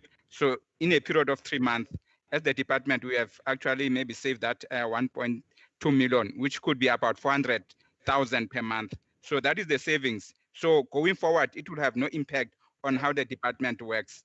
And the funds will be back in the following financial year. So in terms of what makes the 12 million that the department cuts, the bulk of that money, it comes from traveling. As you will note that the department is no longer traveling, and therefore the bulk of that money comes from traveling. But the fact that we are not engaging in any community participation project, some of that money would have come from catering that was supposed to be used for those events. Some of it would have come from hiring of venues and facilities. There would be also issues relating to marketing and promotion that would have been done during those events. But there were also issues of consultants that would have hired for some of the work of the department. So those consultants were not hired, and therefore the savings realized from that were also cut off. And there were also money for stationery and printing that as the department we saved. So that is why that is what then makes that 12 million. In terms of the PPEs, I've indicated that the department had an amount of about 210,000 put aside for the PPEs. I would like to say that up to date, we've only issued orders to the value of about 130,000. The way the money has been spent, we had a service provider from Centurion, which is called Lechoba Medical Technical. They provided us with sanitizers and surgical masks. On that supplier, we spent about 61,000. And then we had another service provider from Atteridgeville, which is called Breakthrough Cooperative. We bought a face cloth mask from that supplier for the value of about 11,000. And then there was another service provider from Pretoria Central, which is called Biz Rocket Trading and Project. We also spent on face masks on that service provider, and we spent about 10,000. And then there was another service provider from Brayston, which is called Tehiso Textile and Clothing, on which we spent on surface disinfectants as well as the fiber cloth. And on that supply, we spent about 48,000. And there's a service provider which has now been appointed, which is from Rhodeport. The name of the supplier is Mafanisa Trading. And that supplier will be used mainly to assist the department when there are some cases that are reported, so that the service provider will decontaminate the department. And for each exercise that they do, they will charge us about 10,000 for that exercise. And as I've indicated, the underspending, maybe the impact of the underspending on service delivery, maybe if there's anyone to answer, I think I've answered all the questions that relate to finance. Thank you, Chair. Through you, Chairperson, Ms. Wechwe will deal with issues related to staff. Chair, thank you for the opportunity.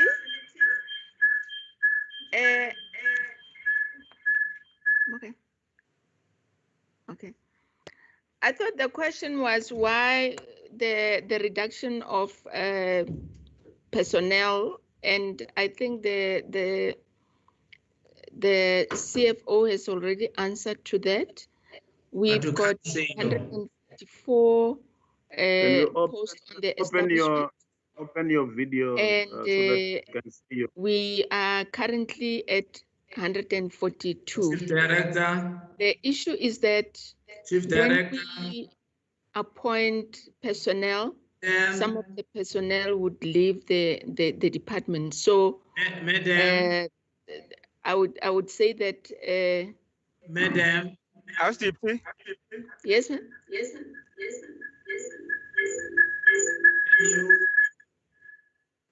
Open your video so that we can see. Okay.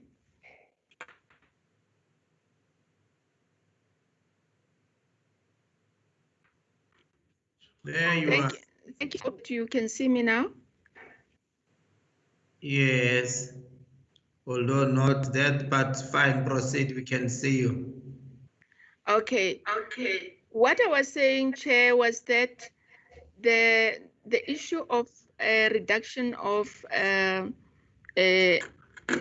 cost on personnel is exacerbated by the fact that we would appoint people, and some of the people will leave, and some of the people will be on retirement.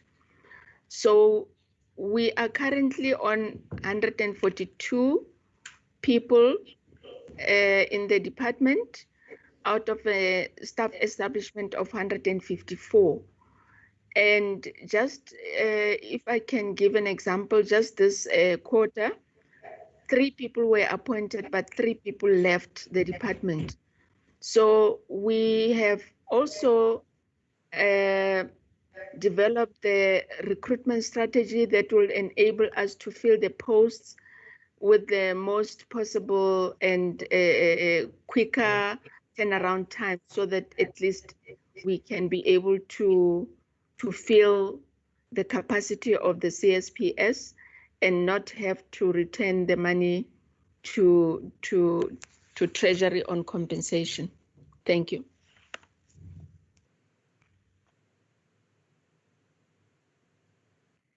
Thank you. Through you, Chairperson. I will ask Ntuli to come in. Yes.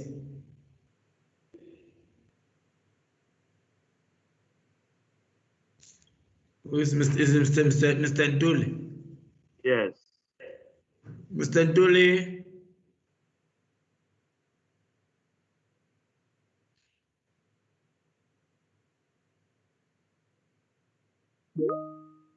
Where is he? Okay, It's I think, yeah, it might be the network, but I will address those issues that relate to CPFs. We acknowledge and we know that during the lockdown, especially level 5 and 4, we didn't use the CPFs during that period. And one of the challenges that was raised, especially from SAPS, was you have people who are volunteers who you are bringing in to fight the pandemic, and there are risks that are involved. And if we involve them at that time of level 5 and 4, who is going to compensate for them when it comes to issue, because they are not insured. So we didn't want to get into the risk like that, but there was an intervention that was made by the portfolio committee when we presented our APP and strategic plan, that we need to take this issue up with the net joint, which we did, and under level 3, then they were allowed to assist us, because now the issue is saying communities, you have to take charge and make sure that we fight this pandemic together with the government. And we need community police forums to assist us with that. So they are back on board, and we acknowledge that they could have been, there might have been people who are unhappy about that approach. And we will have to embark on building the relationship with the community police forums. Yes. I see. It seems as if Mr. Ntuli is back, but he will join. He will add where you left off. I think he has been raising his hand. You can proceed, Yes, Mr. yeah. Okay, I will allow him to add when I'm done, if I left out anything. So that process has started, and in the process we were engaging with the CPFs, and now that it's level 3 lockdown, we are now starting to build that relationship. The next issue that I want to deal with, it's the under slide 12. Although under slide 12, wherein it says we are not showing how we are monitoring the conduct. Slide 12, if I need to explain it. We are saying that from now on, because our strategic plans and APP, we were told that we need to deal with issues of impact. We have to deal with issues of impact. So if we are dealing with issues of impact, we must show that the work that we are doing, it's addressing issues of professionalization of the police. Because if you look into issues of civil claims, some of it is caused by unnecessary arrests. Some of it is caused by issues of assault. Some of it is about the accidents that the police gets involved in, which they get sued, and then there's claims against the police. So we have to say the work that we do need to show that we are making an impact in professionalization of the police. Hence, we looked into a reduction of the claims. That will be over 5 years that we need to see that coming down by 50%. Also, the issues about the complaints recorded against the police, that it needs to reduce, because some of the complaints that we find is that it's about investigation. Those forms the highest number in terms of our evaluation, that people say, I go, I report a case, but I don't get anyone coming back to me. Some will say, no, the investigation was botched. People didn't even go and interview the people who are relevant. They didn't take evidence that is required. So those complaints, if they are dealt with effectively and you link up with the training that must be given to the South African police members, it will say that we are making an impact in terms of what we do, including issues of the misconduct cases by IPID, because the misconduct cases, now the highest part of that, you're talking about misconduct that relates to torture, assault, discharge of official firearm. So if we see this reducing going forward, then it means that the work that we are doing as the civilian oversight is making a difference in terms of improving police performance. And we will work closely with the South African Police Service to deal with these issues. And in the actual APP that we presented, which has got all the details, it gives you where we are doing all this work and the indicators that we've put in the APP. Then the next issue that I want to deal with, it's even the issues about this procurement of APPs. You know, our procurement system in government is not effective, because you are forced to go and procure from service providers, and you must just go whatever they give you.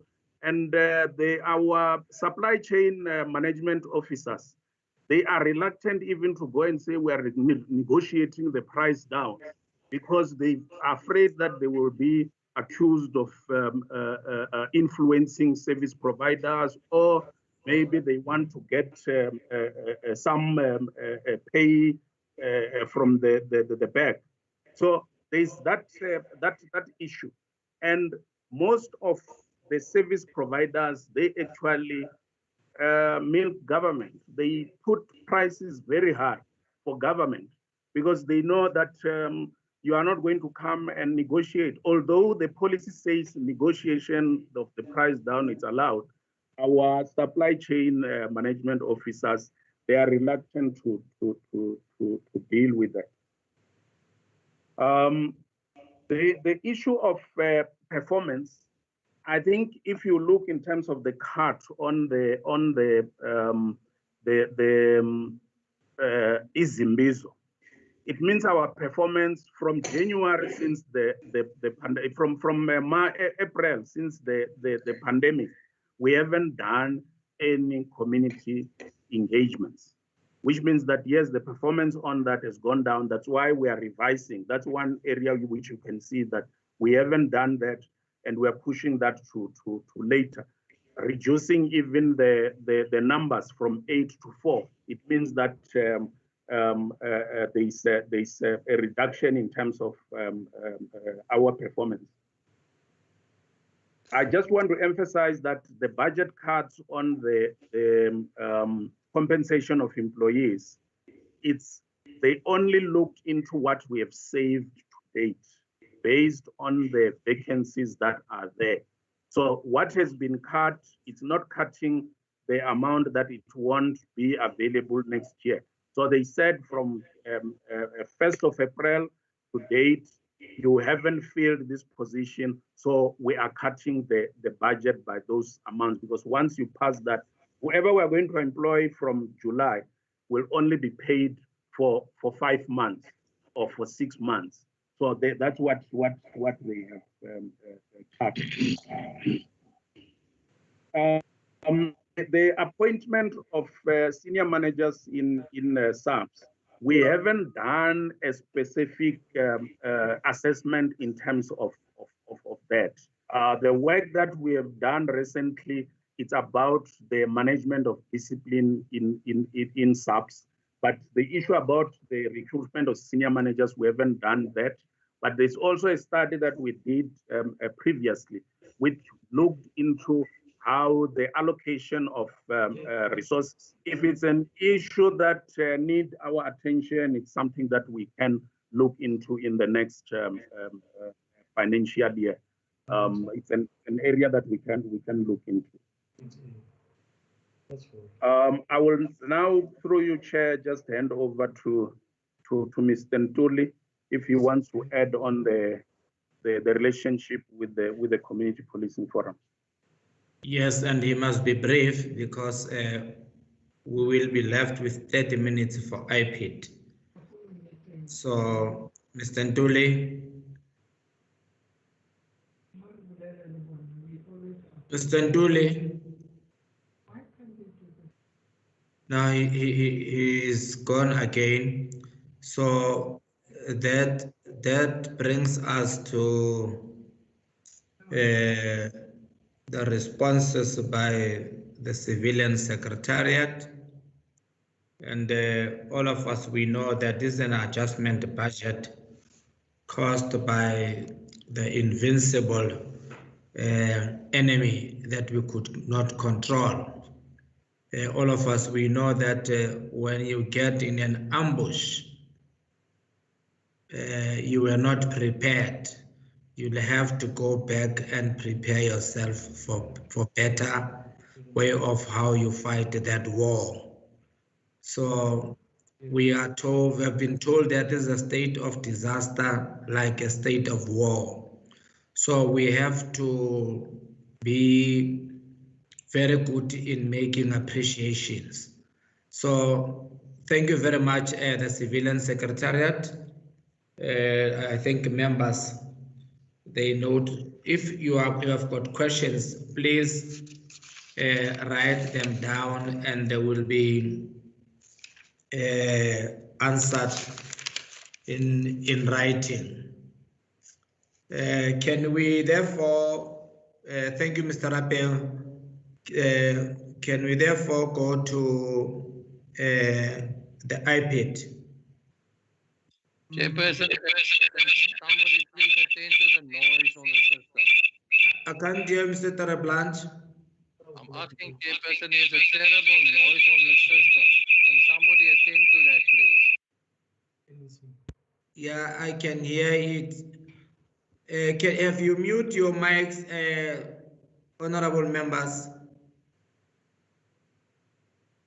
How are you, Mr. Tarablanche, now? Chairperson, it is better now, but it's still echoing. But it's you when you speak, there's a dead echo. Don't know what is wrong, Chairperson. Yeah, whenever you speak, there is that echo, but when other members speak, we don't hear that. Chair, I don't know whether the host can assist you. Can the host assist Mr. Tarablanche with that noise? Mr. Tsekedi, ne? Am I pronouncing correctly? Sutsedi, Chairperson. Sutsedi, man. Hey. No, that's fine. My apology. No, that's fine. Mr. Tsedi. Thank you very much, Chairperson. Greetings to you, honorable members, as well as our colleagues. Chair, I'm joined online by IPID Management, a team of 4 program representatives, the CFO, the Director Strategy, Director Communication, as well as the Director Executive Support. Chair, in the interest of time, I will then consider the presentation read and ask, with your permission, that the CFO take us through and highlight only key areas of the presentation, if you allow. Is it fine, honorable members, with that? Yes, Chair, we are having time constraints, so worried about that. Thank you, Chair. Proceed as proposed, Mr. Steady. Okay, thanks very much, Chair. I will then hand over to our CFO to take us through the presentation. CFO. Thank you very much, Chairperson and Acting Executive Director. Chairperson, I understand that we've got only 30 minutes, so I will run through the presentation so that members have got enough time to ask us questions. Not 30 minutes. You don't have 30 minutes. The 30 minutes is for the whole meeting. We must ask questions within that 30 minutes. Okay. Can I ask that the presentation be put on the screen?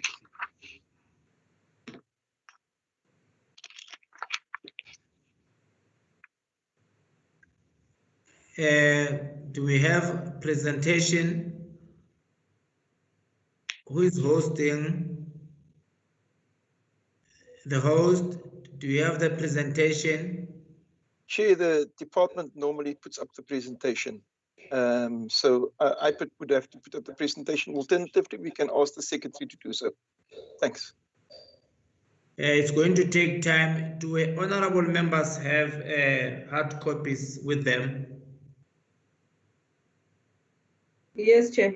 All have. We do have, Chair. Yeah, let's proceed with our hard copies. Take us through, CFO. Thank you very much, Chairperson. I will start on slide number 2. There, what I want to highlight to members is that our current budget allocation, it does not make any provision for any expansion of services, but just to maintain our current operations. And also, IPID, we are continuing to experience budget pressures, mainly caused by the increase in our case intake. And therefore, any future cuts to our budget, it's really going to impact us negatively. Any savings, Chairperson, that we've been realizing to date as a result of COVID, what we are doing as a department is that we are redirecting those savings towards investigations as well as COVID-19 response as a department. Slide number 4, Chairperson, it talks to our internal response towards the fight against COVID-19. And here, Chairperson, what I want to emphasize is that as IPID, we take the safety of our officials very seriously. And to this effect, what the Acting Executive Director does to do is to establish a committee that specifically focus on the department's response towards COVID-19. And what the committee's responsibility is to monitor the implementation of measures that are aimed at safeguarding our officials as IPID. To date, Chairperson, we spent an amount of 1.2 million procuring PPEs for our staff. And also one of the measures that we've implemented as a department is that the number of officials that are coming to our offices has been reduced, as well as to regularly screen any official and visitors that comes to our offices. And then on slide number 5, Chairperson, there what we are sharing with members is the number of cases that has been reported that affects our staff. Currently, we've got a total of 5 cases, 2 cases in the Eastern Cape, where 1 admin officer as well as investigators are infected. KwaZulu-Natal is the admin officer, and then Western Cape is the admin officer as well as 1 investigator. So in total, it's 5 cases that we are dealing with. And then, Chairperson, in terms of the cases that we've received as IPID from 26 March 2020 to the 30th of June 2020, we've received a total of 1,647 cases. The highest intake there is assault with 1,180, followed by discharge of official firearms, which is 242, and then the third one is torture. And in terms of the provinces with the highest intake is Gauteng with 323, followed by Western Cape with 286, and then Free State with 224.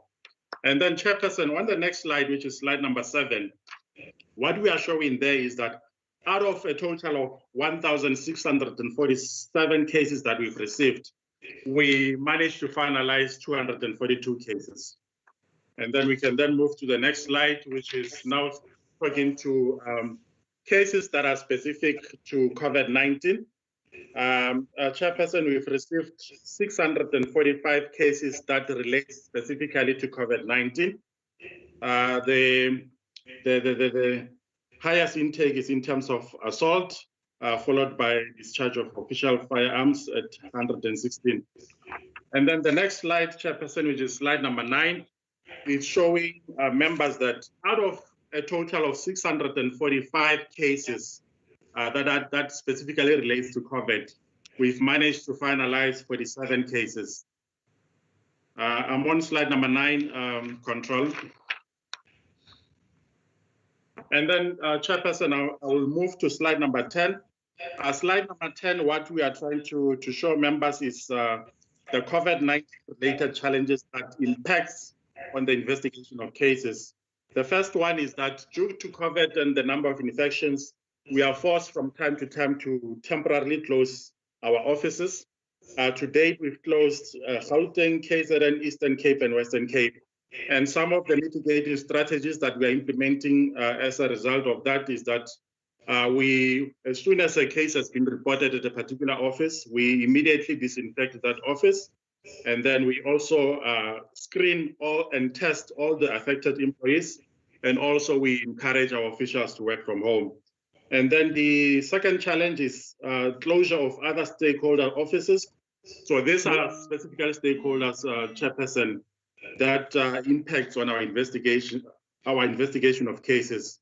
So the mitigating strategy that we've implemented is that we've communicated with those affected offices, and then the management of those offices so that they can assist us.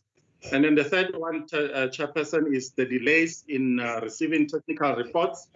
The organizations or institutions that are responsible for giving us the technical report, they are also affected by COVID-19.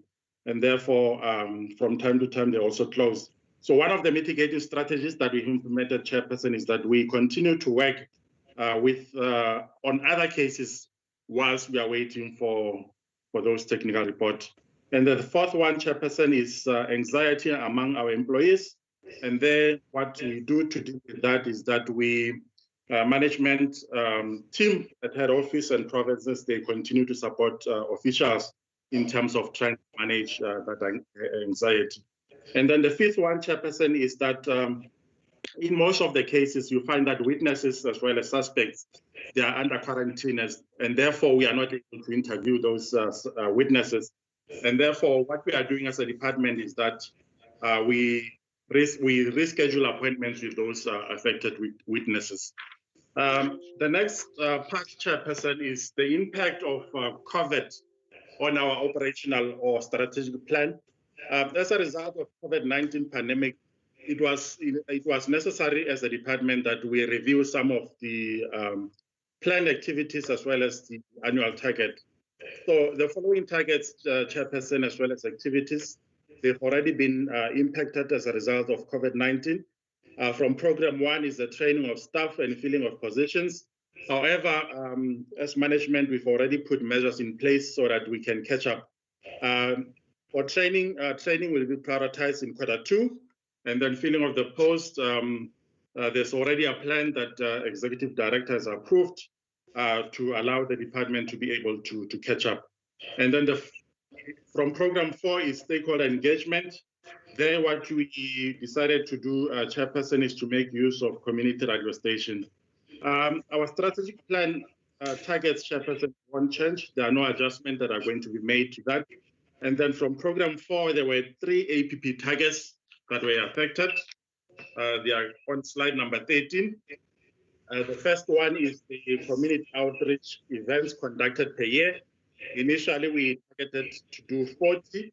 So the proposed change is that we are proposing to change them to 30 due to restriction in terms of movement as well as physically engaging with stakeholders. And then the next one is in terms of formal engagements that we are planning to hold with key stakeholders per year. We had targeted 136. However, due to COVID, we are proposing to revise it to 107. And then the last one is in terms of the station lectures that we conduct at the police stations. We had initially targeted 56. And currently we are proposing 42 chairperson. And then I will then move to special budget adjustment. On slide number 15, chairperson, we are trying to share with members is that out of a budget or budget allocation of 355.6 million, if you take out the compensation of employees, contractual obligation, as well as what we still have to pay in terms of Section 23, we are only left 8.9 million, which is available to fund different operations. Slide number 16, Chairperson, is just to demonstrate what the National Treasury requested us to do in terms of special adjustment. I will not go into that, Chairperson. The only point I need to emphasize is that our budget was not cut, and we also didn't have any additional funding from National Treasury. Slide number 17, Chairperson, it just shows members the PPEs that we've currently procured to date. The total amount that we've procured is 1.2 million, Chairperson. And then the next slide is it shows members how we reprioritize our budget. So as a result of COVID, Chairperson, we managed to identify savings to the amount of 4.8 million. And then the next slide, which is slide number 19, shows members how we reprioritize the savings that we've realized. So the savings was identified as follows, Chairperson. 4 million, it came from program 1, which is administration. 182,000, it came from legal, which is program 3. And then from program 4, we took 560 million.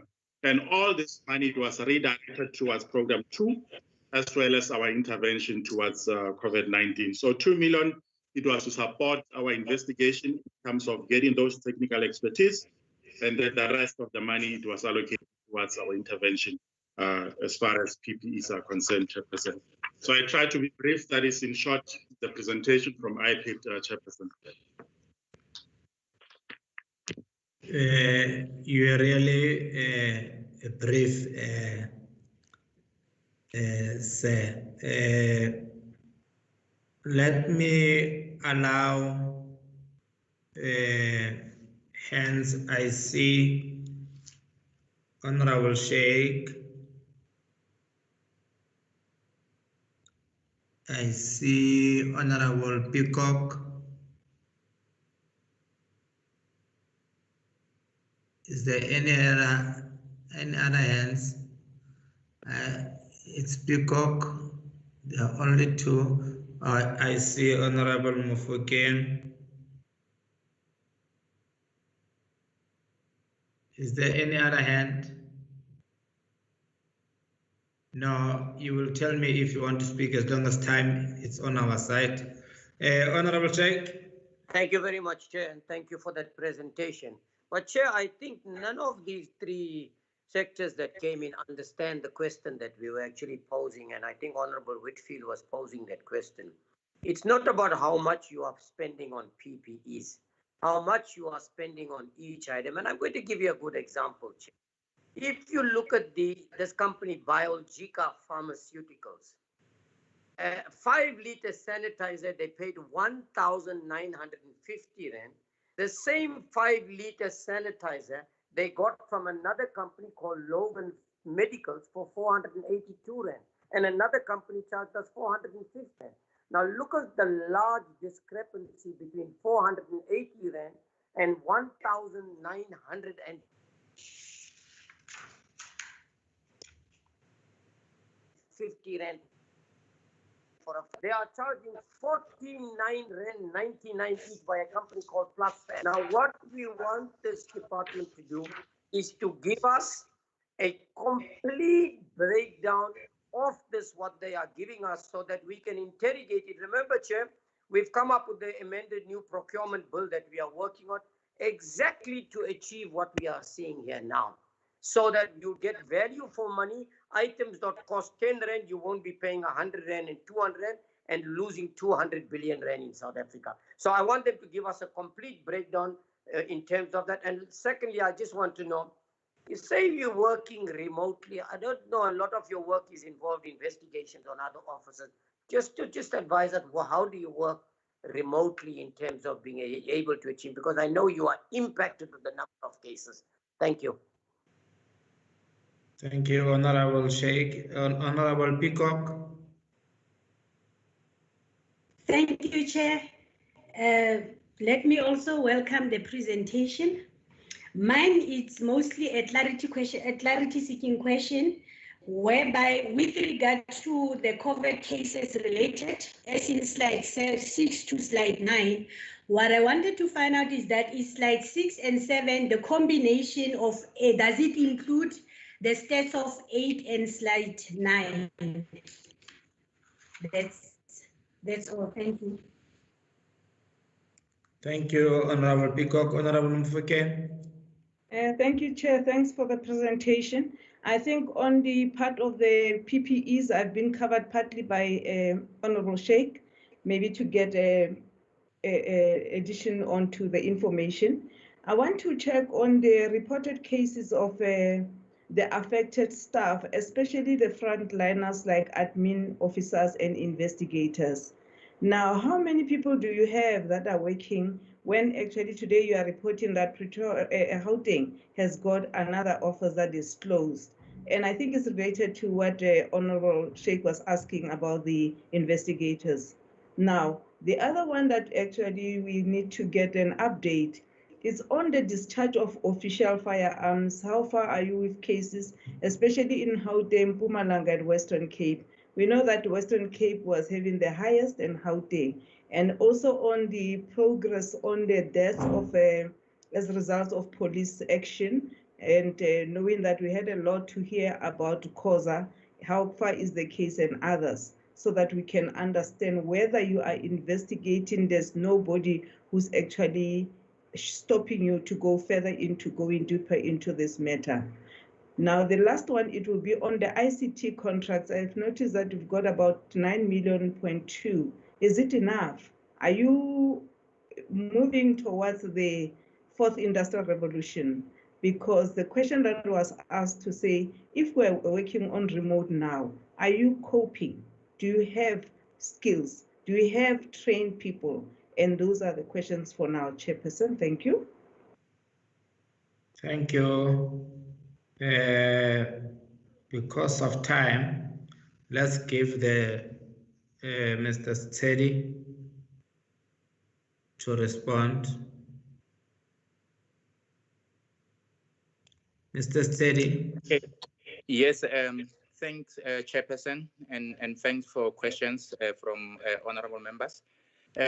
Chair, with regard to the question raised by Honorable Sheikh, the department will provide the breakdown of the PPEs to the committee members. We do have the breakdown. And with regard to the remote work, Chair, as you'll agree with me that our investigators perform their activities on field. So during this period, we put our investigators on standby, and they were able to perform their work outside the offices. They only came to the office when they do an administration, but the bulk of the work is done outside the offices. And the question related to our cases asked by Honorable Peacock. Yes, Honorable Peacock, you are correct. The slide 6 shows the total number of cases, which also include your slide 8 for COVID-related cases. And the question raised by Honorable Mufokeng, the issue related to COSA, IPID can confirm today that it has completed its investigation on COSA matter. Recommendations were made to Johannesburg Metro Police, and they were also made to our National Commissioner for SAPS, those officials who were involved. So as we are sitting here today, we are only waiting for actions to be taken by those two identified entities. And Chair, before I hand over to my colleagues to respond to some, the issue related to IT, I can confirm, Chair, that our funding for ICT is not enough. We are always trying to balance our ICT infrastructure. but we do it within our budgetary constraints just to make sure that we continue surviving. But in terms of modernizing our system, Chair, that is still a problem. We are hoping that in future, that part will be funded enough so that we are able to put all the systems in place. Chair, with your permission, I will ask Program 2 Manager to address issues related to discharge of firearms. Thank you. The Manager. Thank you, Honorable Member. My name is Tuso Kefelagai. With regard to the discharge of official firearms, indeed, we have taken note of the spike in those matters, that particularly in Gauteng and the Western Cape. But during the first quarter, indeed, we had some challenges, particularly that it was at the time when there was a serious lockdown and the number of cases were going up. We also had to give priority, particularly to the death cases, the priority cases, where we had to do much of investigation in those cases. But since we have stepped to level 3, we have seen that the investigation on other classifications, such as death as a result of police action, discharge of official firearms and other classifications such as assault, is being intensified. So I've got no doubt that during this quarter, now that we are in quarter 2, the performance will improve in those areas. We acknowledge that indeed there were some cases that were reported in big numbers. But also what we have picked up in terms of the numbers on the discharge of official firearms was that there would be those instances where the police would be trying to disperse the crowds as they would be gathering. And the police would use rubber bullets to try and disperse the people. And after any incident, the police would then report that matter as to IPID. Not necessarily that there was anybody who would have been injured or any property that would have been damaged. But for statistical purpose, the police would then report. And that would naturally increase the number of incidents relating to complaints of official firearms. And such cases indeed were more prevalent in the Western Cape in particular. Thank you, honorable members. Mr. Steady. Unmute. Thanks, Chair. I can invite the CFO to add. CFO.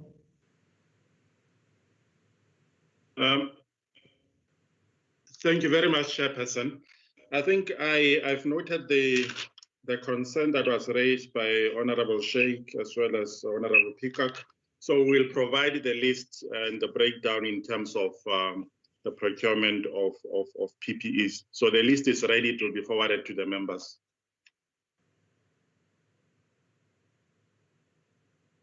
Okay, thanks, Chairperson. I think we have covered all the questions. Chair, I am not covered with the question of administrators and investigators in the front line being affected. Can you respond to that? Thanks, Chair. Let me ask the Chairperson of the COVID-19 Steering Committee to give us the measures there. Over to you, the responsible person.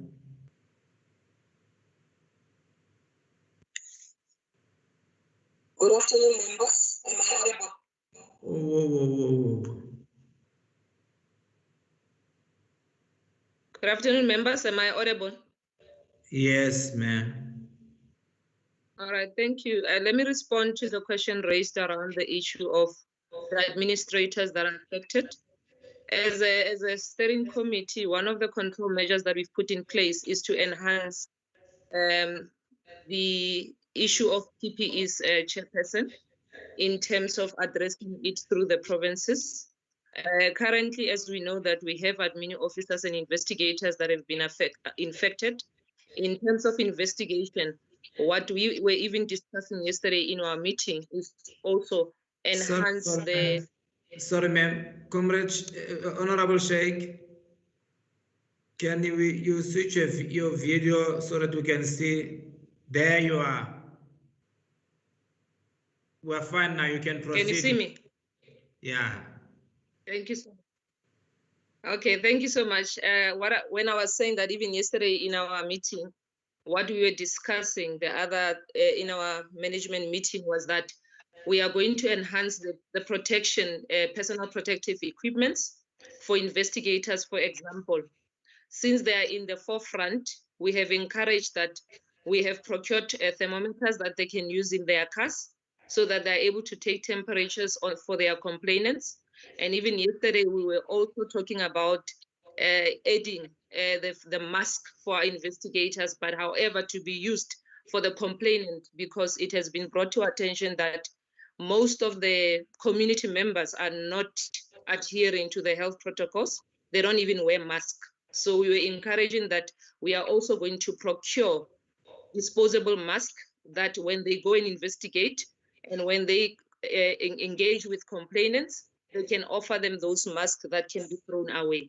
So that is one of the issues that we are strengthening as department through the committee and COVID-19.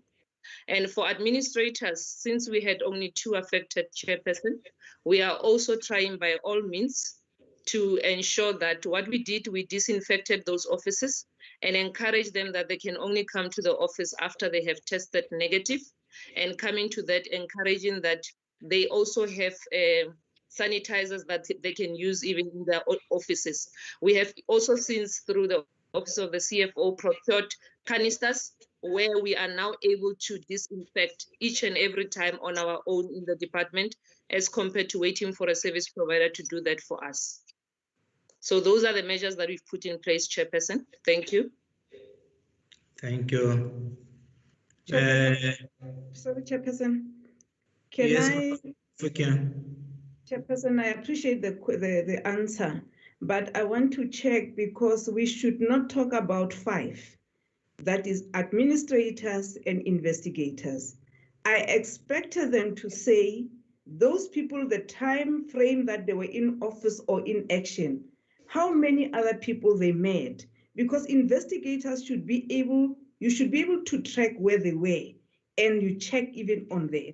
The same as administrators, because it should not be about us in the office. It should be also about the extended people. And I see the mistake that all the departments, they will report about theirs. They must report about those who came in the offices so that they can be checked and be given the service. And I wish that as we work with public, we should be mindful of that. And if you haven't done it, you have to go back and check the administrator, the 2 of them, and check the investigators where they have been, because that's how we extend on infecting each other if we don't stop it in that way. But thank you very much, and welcome to the, I just want to welcome also the communication officer. I know I've been very critical that you don't communicate what you do, but thank you, I've seen one. 2 minutes left to respond. 2 minutes to respond, ma'am, and then we have to close the meeting. There are other committees that have to come after us. Okay, thank you, Chairperson. Thanks, Memo Fokeng. I might have missed that part, but just to give you assurance, we also do contact tracing, and I will give an example. What was reported to us with the Gauteng Provincial Office, Satellite Office of an Investigator who was infected, we did contact tracing, and we established that the investigator went to the crime scene and also attended court and went to police station. Through program 2, we requested them to contact those police stations so that they can also take precautionary measures. So we do contact tracing and keep registers to ensure that we follow up with those that might be infected, so that we can also follow the necessary health protocols. Thank you.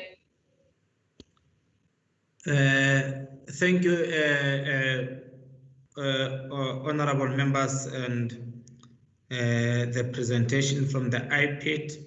Those who still have questions, please can you write them down? They will be responded in writing because of time. You saw the chairperson also the problem of the electricity affected him. But I want to really to appreciate the presentations from the SAPS, the Civilian Secretariat, and the IPID. I also want just to know that the Civilian Secretariat, one thing that impressed me with them is that when they were reading the companies that they procured from, I could hear the names of the previously disadvantaged people, that it is important that when we procure, we must support our SMMEs. It is an instruction that all the Department of Government must support the SMMEs. I hear the Civilian Secretariat mentioning names of those companies. Let's encourage all the departments to do the same. It's unfortunate that the electricity has disturbed our meeting, but I think we have done well so far. And I think members can agree with me that the presentations are much better. There's an improvement that whenever we speak, when they respond, they also say they are going to come back with better responses. And want to appreciate, Commissioner, are you still there? Or he has logged out? The National Commissioner, or maybe has gone to the net joins. So, but I'm saying thank you very much. We'll pass the message to also to the national, the commissioner, that let's work together. When we raise issues as the portfolio committees, it is not personal, but it is for the department to do better in making sure that our people are safe and they feel safe. And also people are arrested, and investigations, especially under these difficult conditions. IPID, you are doing well so far in coming with initiatives. The police also on the GBV, which is a problem now, they are also doing good in that. With those words, ladies and gentlemen, honorable members, we note the reports.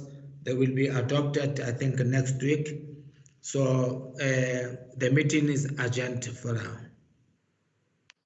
Sorry, Chair, if the commissioner escaped, shouldn't you have him rearrested, Chair? Thank you.